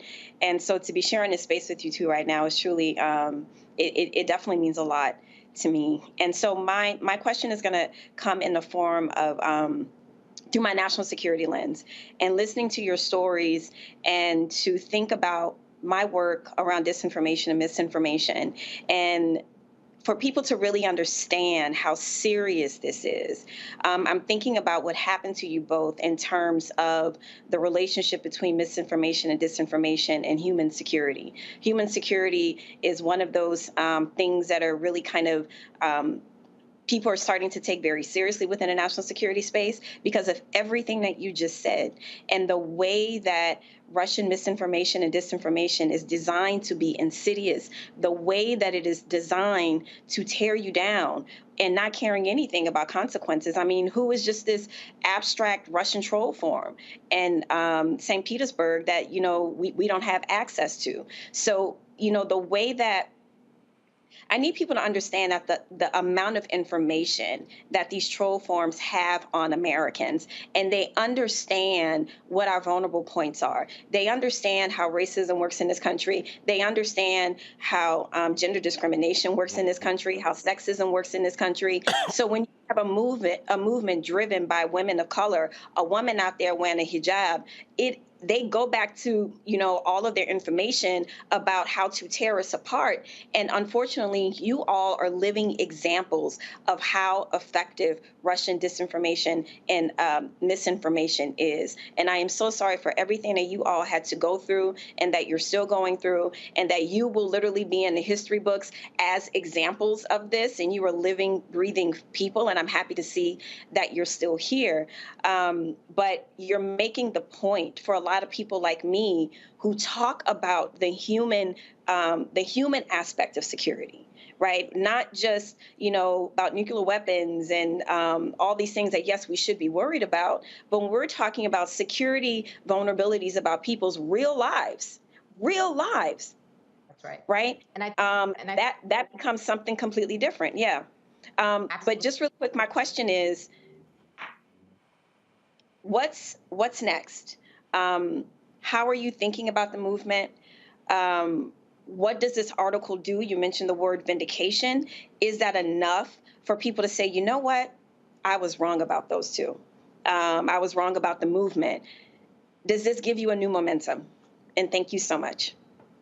No, thank you. And I appreciate you and your expertise. And I think this is an important question and frame that you brought up. You know, I want the United States government to understand how vulnerable our democracy is. I want them to understand national security, not just from the perspective of terrorism and countering terrorism, but also countering these disinformation campaigns whose entire mission it is to undermine our democracy. It's to sow discord amongst the American people. And they have succeeded and showed us that they can succeed. This time it may be Russia. Next time it may be another foreign government that also has a nemesis with the United States. And this is also an opportunity for social media platforms, right? Social media platforms have for so long failed at moderating the conversations and the internet. Who is using social media platforms to imposter Black women and to imposter LGBTQIA people and other marginalized people? What is the role and responsibility of social media platforms to keep their users safe? And that is what they fail to do. And the disinformation campaign, what it does is it feeds into people's already existing fears, existing, biases. And what it does is it fuels oftentimes people who may even suffer from mental illnesses. So next thing you know, a guy is tweeting at you saying that, you and your daughters deserve to get raped. The next thing you know, you go to an event and you have 40 men standing outside with guns in places like Arizona. So this also goes out back into the street. This is not, I could just delete Twitter off my phone if I wanted to. I could just not be on social media.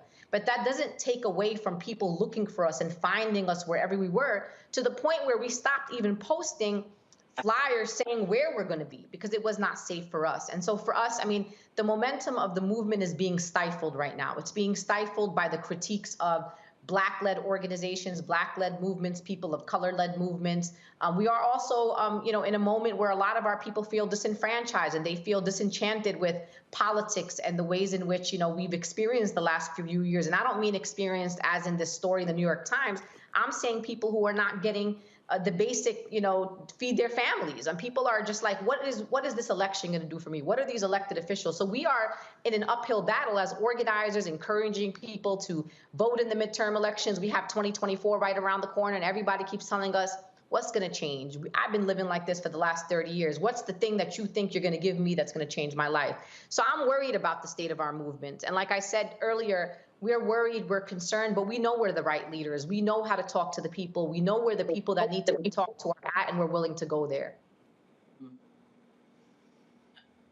Yeah, I agree. And what I would say is it's not that they can find you.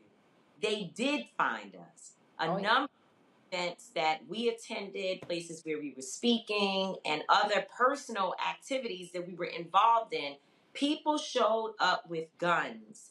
And they made, they made a ruckus within some of our speaking engagements. It happened to Linda several times.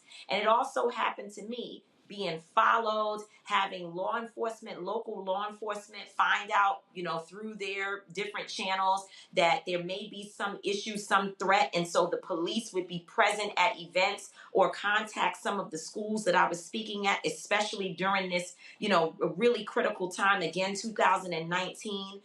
They would show up and you have law enforcement officers there saying, hey, we've got a message that, someone's showing up to the school today that's threatening Tamika's life. And now I'm threatened two ways, because I'm looking at law enforcement standing in front of me, who I also am very nervous and challenged by what their role can be. But I have to trust in this moment that they're going to work with the security firm or, the security that I have with me to protect my life. This is happening to us as women also on the road. And security is also, it's not cheap. So let's just be clear on a very basic level. I go places sometimes by myself now, and people say, why are you here alone? You need to have 24-hour security. Well, we did have 24-hour security while we lived in Kentucky for 4 months fighting for Breonna Taylor. And if I show you the security bill, and these were people who are our friends, they are family to us. The people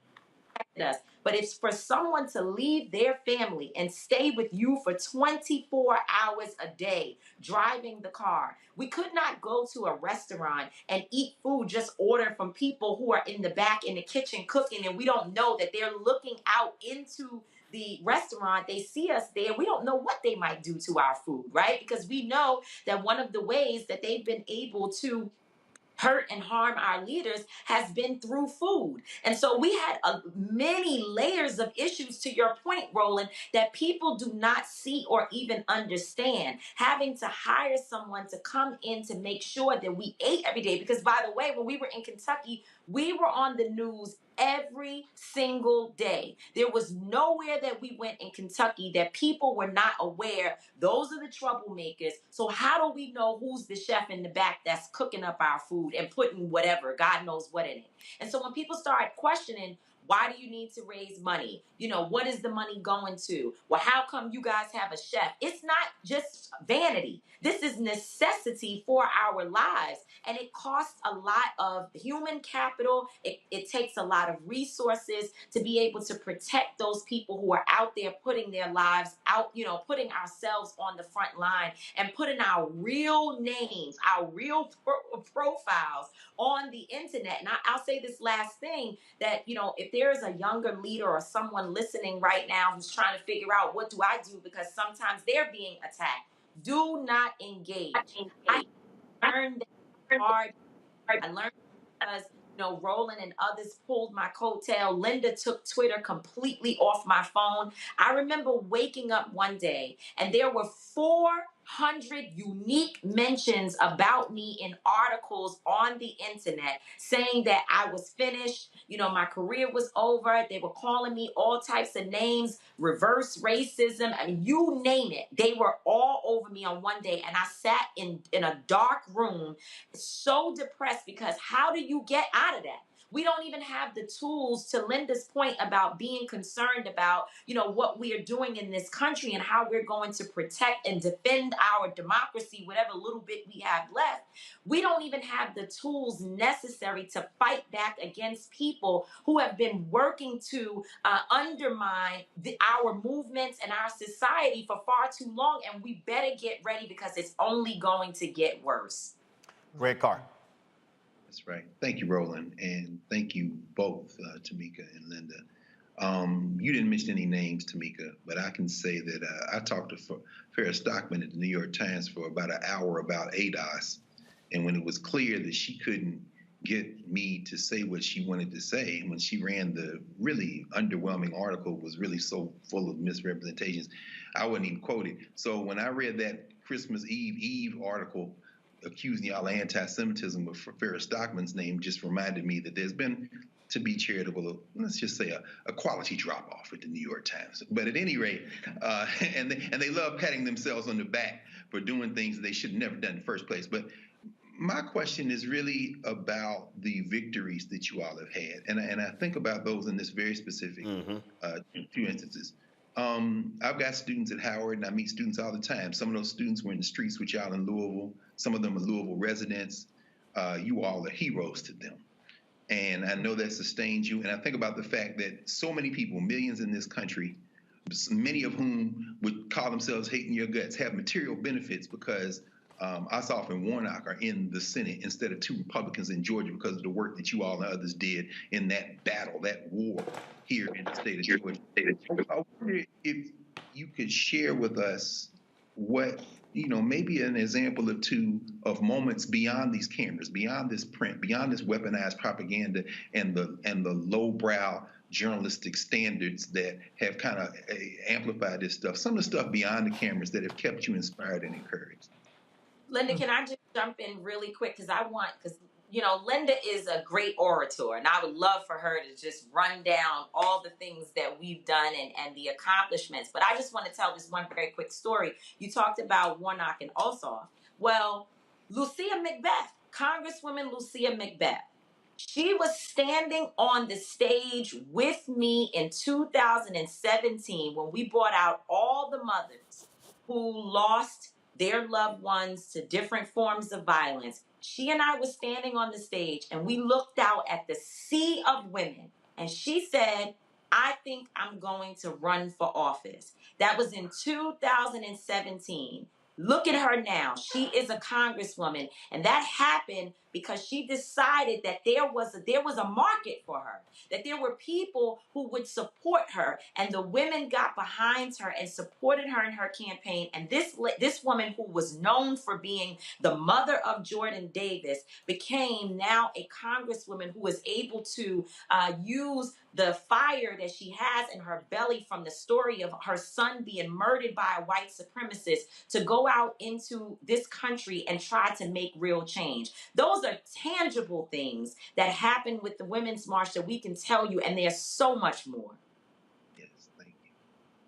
Linda? And, you know, I think that's just one illustration of really the larger mission that we have. We were a political force. More women went to Congress in 2018 than ever before. Not only did women go to Congress, over 110 women, we had a history making. 2 first Latinas from Texas, the first Black woman from Massachusetts, the first 2 Muslim ever in our history, the first 2 Native American women, the first Palestinian American woman, the youngest Black woman to ever. I could go on and on about the history making that we did around organizing women in the women's vote. And back to our origins of criminal justice reform, banning no-knock warrants with a coalition of people in Louisville, Kentucky, keeping Breonna Taylor's name alive and making sure that she trended from one corner of the world to the other, and making sure that somebody, and we're still on this journey, gets held accountable for the murder of Breonna Taylor. Our accomplishments of passing landmark legislation across the country, including here in New York City, being part of coalitions to pass the Community Safety Act and getting an inspector general for the New York Police Department that was independent. I mean, we could sit here for days, and that was the thing that really was the most troubling for us, Greg, to your point and your question that you pointed to us, is that we are a woman of not just good organizers. We were winning. We were winning on multiple levels. And the reason we even got to the Women's March is because we needed winners to win and to organize and to mobilize. None of the white ladies we organized with, they never organized. They couldn't organize their own family. And they told us that. They said, we came here because my father voted for Trump, my uncle, my husband. I came here to rebel with you, but I need to follow what you're doing because I never organized the march ever in my life. I was the senior fundraiser for the Women's March. Tamika led all of operations. Janae Ingram, who's a Black woman, led logistics in Washington, D.C. We had Black women and women of color in all strategic positions around. Paola, who's Latina, she helped lead program with Carmen. We need people to know that when you follow women of color, when you center women of color leadership, you will win. And then when you do win, opposition will try to tear that leadership down. Thanks. Indeed. Well, first off, the reality is, with all the hell y'all caught, both of you are still standing, still here, still giving folks hell, have endured a lot. But the reality is you fought through it. And yeah, there were folks who didn't abandon y'all, who still took your phone calls. And Tamika is right. Yeah, there were numerous 2 a.m. phone calls. But then again, I'm always up late anyway. So you call me at 2 a.m. I'm like, yo, what up? Trust me, it ain't sleepy. No, you call me at 6 a.m. That's a different conversation. But look, I appreciate both of you. Y'all do fantastic work. You're doing stuff right now, again, with Until Freedom. The reality is a lot of folks would have forgotten Breonna Taylor were it not without the work that y'all did with the folks on the ground and other people around the country. And so I say, keep it going, keep the faith.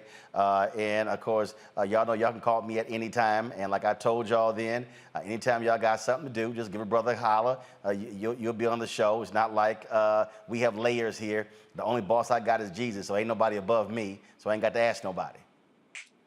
No, that's right. Thank you, Roland. Your support is consistent and sustaining, because there have been many times, especially with the Breonna Taylor case, that we didn't have anyone to report what was happening after all the cameras left, and especially after Daniel Cameron did not secure an indictment against those police officers. At that point, and I say Daniel Cameron is a criminal, and attorney Ben Crump has been telling me, careful how I say what I say about him, because he's such he didn't say this, attorney Crump didn't say it, I'm saying that he's so much of a coward that he could try to sue me for whatever it is, whatever. So with that being said, the cameras left after the Daniel Cameron piece, and then the only support we had to tell the story and to keep it alive was to continue to return to your show so that you can help us to amplify our work. So you're consistent, and we appreciate you, and we support you, we for you, and we just thank you so much for the love.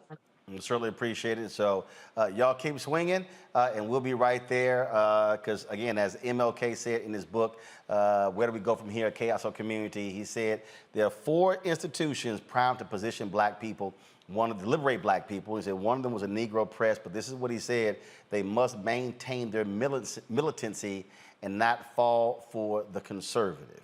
And that's what he wrote, because he understood by having a strong black-owned media, then we have an outlet to be able to tell our story and fight misinformation, disinformation. So I appreciate both of you sharing your story with us. It wasn't easy, but we certainly appreciate it. Thanks a lot. Thank you. All right, folks, got to go to a break. We come back. A former police official details how to deal with these encounters. She created an organization to deal with that. We'll talk to her next, right here on Roland Martin Unfiltered on the Black Star Network. Folks, support us by downloading our app. We should have more than 100,000 downloads, y'all. I can tell you right now, we're close to having 900,000 subscribers on YouTube. I appreciate all of those. But we also need you to download our app. All of our content is on there. We own it, we control it. And we don't have to ask permission when it comes to what content we put up. It's available on the Apple phone, Android phone, Apple TV, Android TV, Roku, Amazon Fire TV, Xbox One, Samsung Smart TV, and of course, your dollars make it possible for us to do the kind of coverage that we're doing. Y'all, I don't have millionaires and billionaires sending us checks. We don't. We're fighting a good fight when it comes to advertising as well. Trust me, I cannot tell you, your support since we launched this show 4 years ago has absolutely been crucial. And so if 2,000 of our fans give on average $50 each this month through the end of December, we'll hit our goals. And again, what we're talking about, folks, is paying our staff, paying for our office space. I told you, the app is $160,000 a year. We are literally this close, and I got the phone call this morning as well, to launching our 24-hour fast channel. We could have that fast channel up in 48 hours, but that fast channel is going to cost us $150,000 minimum, and then of course it will go up to about $250,000, and that will allow us to be streaming 24 hours, taking our content. So when you turn on your turn a lot of these streaming applications, we'll be right there. And so that's what we're trying to do to build out this black-owned media outlet. Send your check and money orders to P.O. Box 57196, Washington, D.C. 20037-0196.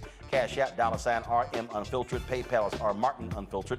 Venmo is RM Unfiltered. Zelle, Roland at RolandSMartin.com. Roland at RolandMartinUnfiltered.com. We'll be right back.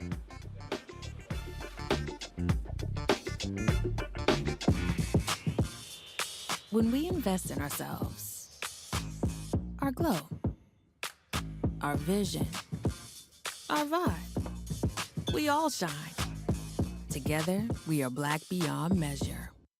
Hi, I'm Dr. Jackie Hood Martin, and I have a question for you. Ever feel as if your life is teetering and the weight and pressure of the world is consistently on your shoulders? Well, let me tell you, living a balanced life isn't easy. Join me each Tuesday on Black Star Network for A Balanced Life with Dr. Jackie. We'll laugh together, cry together, pull ourselves together, and cheer each other on. So join me for new shows each Tuesday on Black Star Network, A Balanced Life with Dr. Jackie.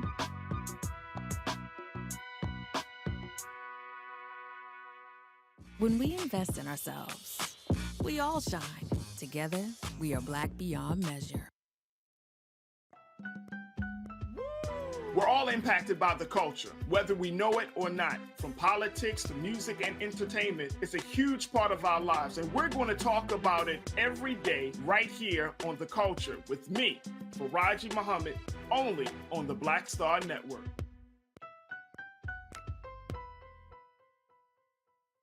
What's up, what's up? I'm Dr. Ricky Dillard, the choir master. Hi, I'm Amber Stevens-West from The Carmichael Show. Hi, my name is LaToya Luckett, and you're watching Roland Martin Unfiltered.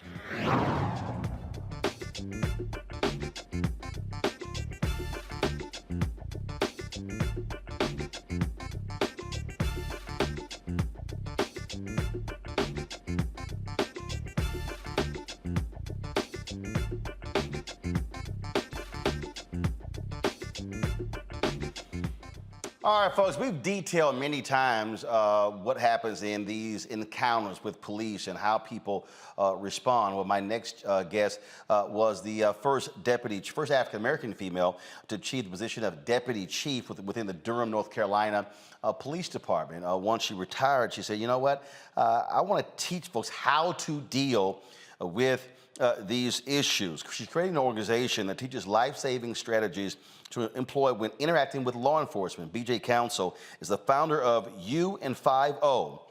Joins us now from Durham, North Carolina. So UN50, interesting name there, BJ. Thank you very much. So walk us through that, because, I mean, obviously we see these cases just over and over and over again.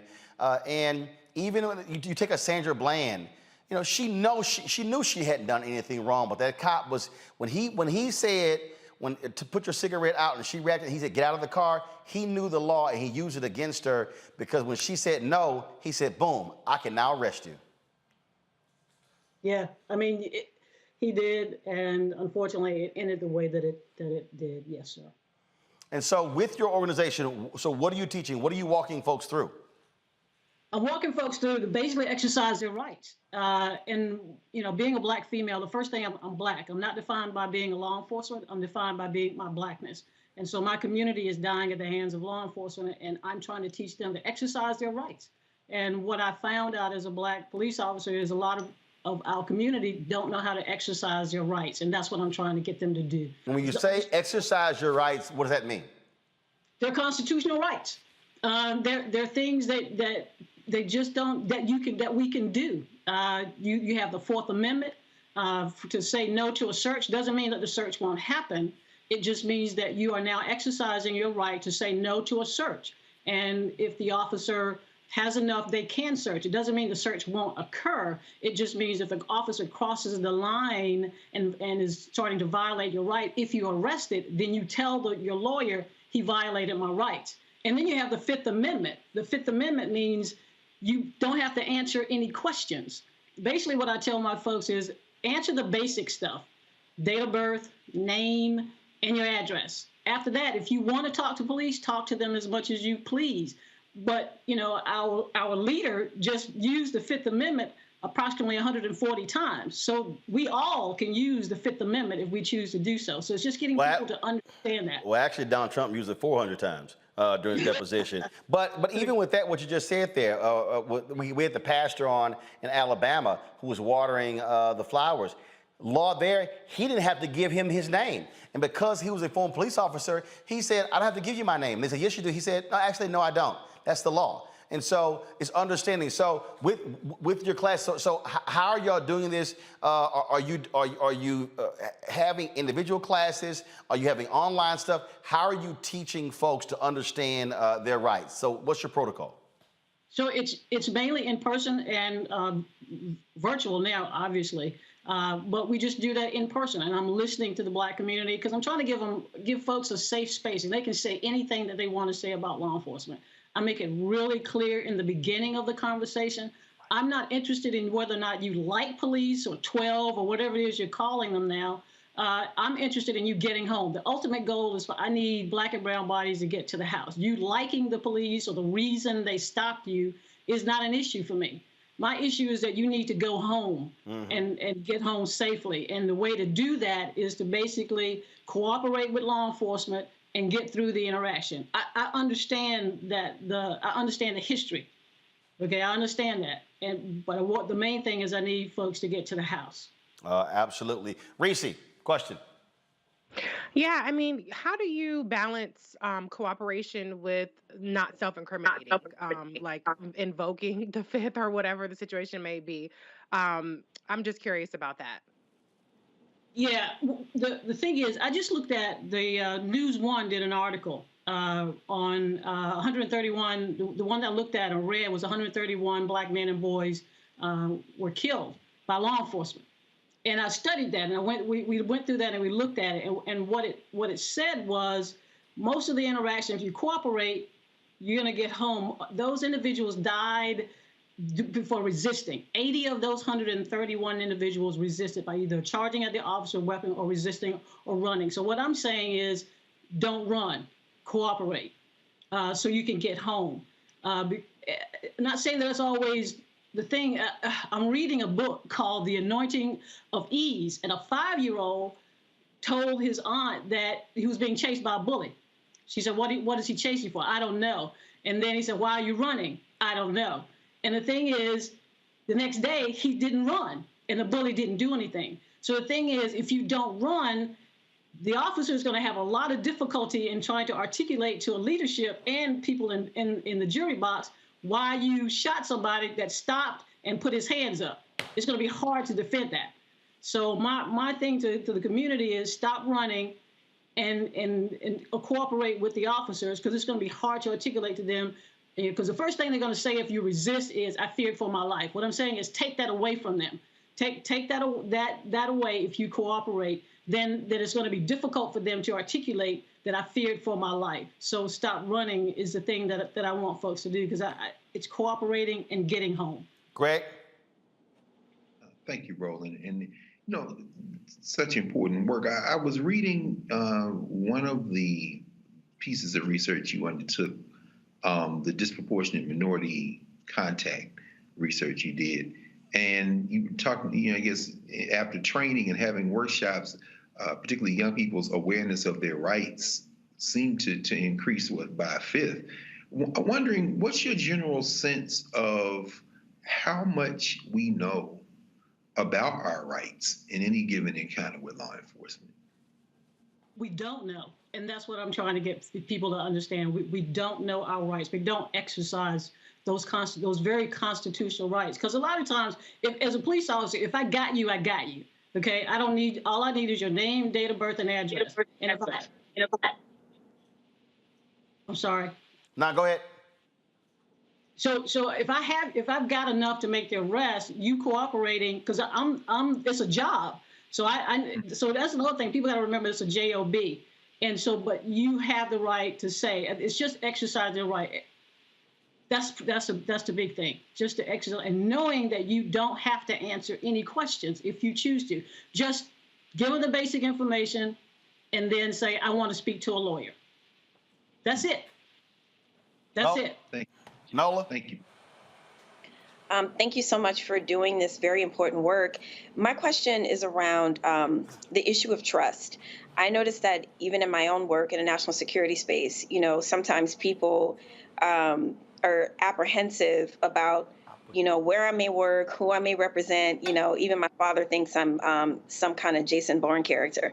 But I'm curious as to how does your background resonate with the community? How do you gain trust for people that have a rightful kind of, historical apprehension towards law enforcement and security? Like, I'm very curious about how do you go about gaining that trust for people to believe what you are saying is for their benefit and that you're not some agent of the state? Well, first of all, because I'm black. And the fact that I'm defined by that. I'm not defined by my uniform. So I spend a lot of time making sure people see BJ and that I'm a human being and I'm trying to interact. I'm doing my job. And as long as I can do the job, I didn't write the laws, I'm just enforcing the laws. And that I want to take care of you and let's get the job done. So the thing is, I'm here and doing this work because I'm a black female and I've seen our black communities and trying to figure out how to help them and is to educate them, because I understand as a black female and a police executive what the issues are. The issues are that as a black female, I'm looking at through the lens of that every failing, the systems, all systems that are in this country are failing, and I'd see it at a bird's eye view on the ground. Social services, judicial system, health stuff, all of that going into these homes, and I'm seeing the failing, and then law enforcement is having to deal with that, and we're not built for that. So me coming into the space is letting you know I'm here to help you navigate this system, because you got all these other systems that are failing. Let me show you how to navigate this so you're not a part of this system and you get to go home. All right. Where can folks get more information about your group? What you do? Yes, thank you. www.youndfive-o.com and email at training@un50-o.com. All right. BJ, thanks a lot. Good luck. Thank you very much, sir. All right, folks. Final story. A Pennsylvania jury has convicted a former Philadelphia police officer for killing an unarmed black man. Eric Rook was found guilty of voluntary manslaughter and possession of an instrument of crime in the 2017 murder of Dennis Plowton. On December 27th, Rook chased Plowton after possibly identifying his white Hyundai as a car tied to a murder investigation. After a short chase, Plowton crashed into 3 parked cars, got out of his vehicle, walked a few steps, and sat down. Reports indicate Plowton seemed dazed after the crash. Responding officers, including Rook's partner, testified that Plowton reached toward his pocket just before Rook fired the fatal shot into his head. None of the officers were wearing body cameras at the time. Rook faces the possibility of at least 3 years in jail. His sentencing is set for November 17th. This was the first time in at least 40 years that an on-duty police officer was on trial for murder in Philadelphia. Folks, that is it for us. Let me thank Nola, Reese, and Greg for joining us on today's show. Thank you so very much. I was going to show folks, y'all, some of the Sidney Poitier doc last night. I'll save it for tomorrow. So that way, because Brother Tide, that flight from the West Coast is always a tough-ass one, especially literally landing, coming straight to the office to hosting the show. So we'll have that for you. The doc also premieres tomorrow on Apple Plus. So if you want to see the Sidney Poitier doc, it's only on Apple Plus, not on Netflix, not on Hulu. Apple Plus is a separate streaming service. That's the world we live in now. Ain't no different between HBO, Showtime, Stars, and all of them.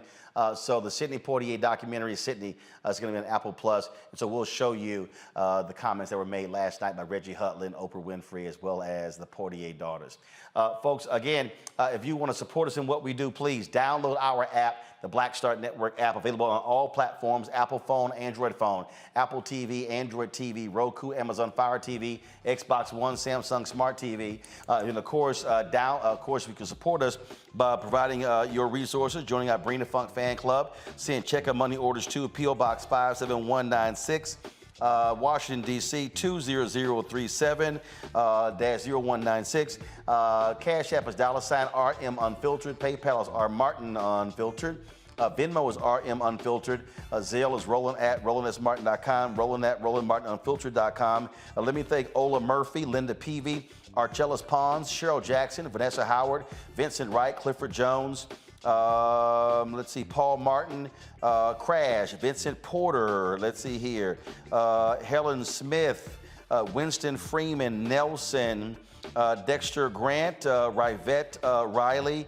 Let me thank all of you. Let's see, Sis Tamika Woods, William Arthur Hines, Marva Boatman, Timothy Bryant, Nicole Chanel Johnson, Serena Melvin, Leon, Terry Gainey, Nyla Sakakura, thanks a bunch, Jeffrey Carter, William Richard, Chance Glenn, Felicia Newman, Karen Vernon, Sue St. Clair, Darius Williams, Passion Baker, Calvin Rasco, also Yuna Platt, Terrence Green, Corey Pearson, Norman McLeod, Anthony Merriweather, Cheryl Hutchins, Melissa Ricks, Yasmin, Audrey Myers, let's see here, Victoria Ba, John Wilson, Rhonda McCarroll, Keon Brooks, Enos Pritchett, Joshua Thomas, Linda Hodges, Kim Gregg, Oquendo Gatson, Crash as well, Larita Curry, and Tony Miller. Thank you for all of you for joining our Bring the Funk fan club. Your contributions are greatly appreciated. Thank you so very much, folks. That is it. We will see you tomorrow right here, Roland Martin Unfiltered. Saturday, we're going to be in Warren County, North Carolina, covering the opening of an EPA office there.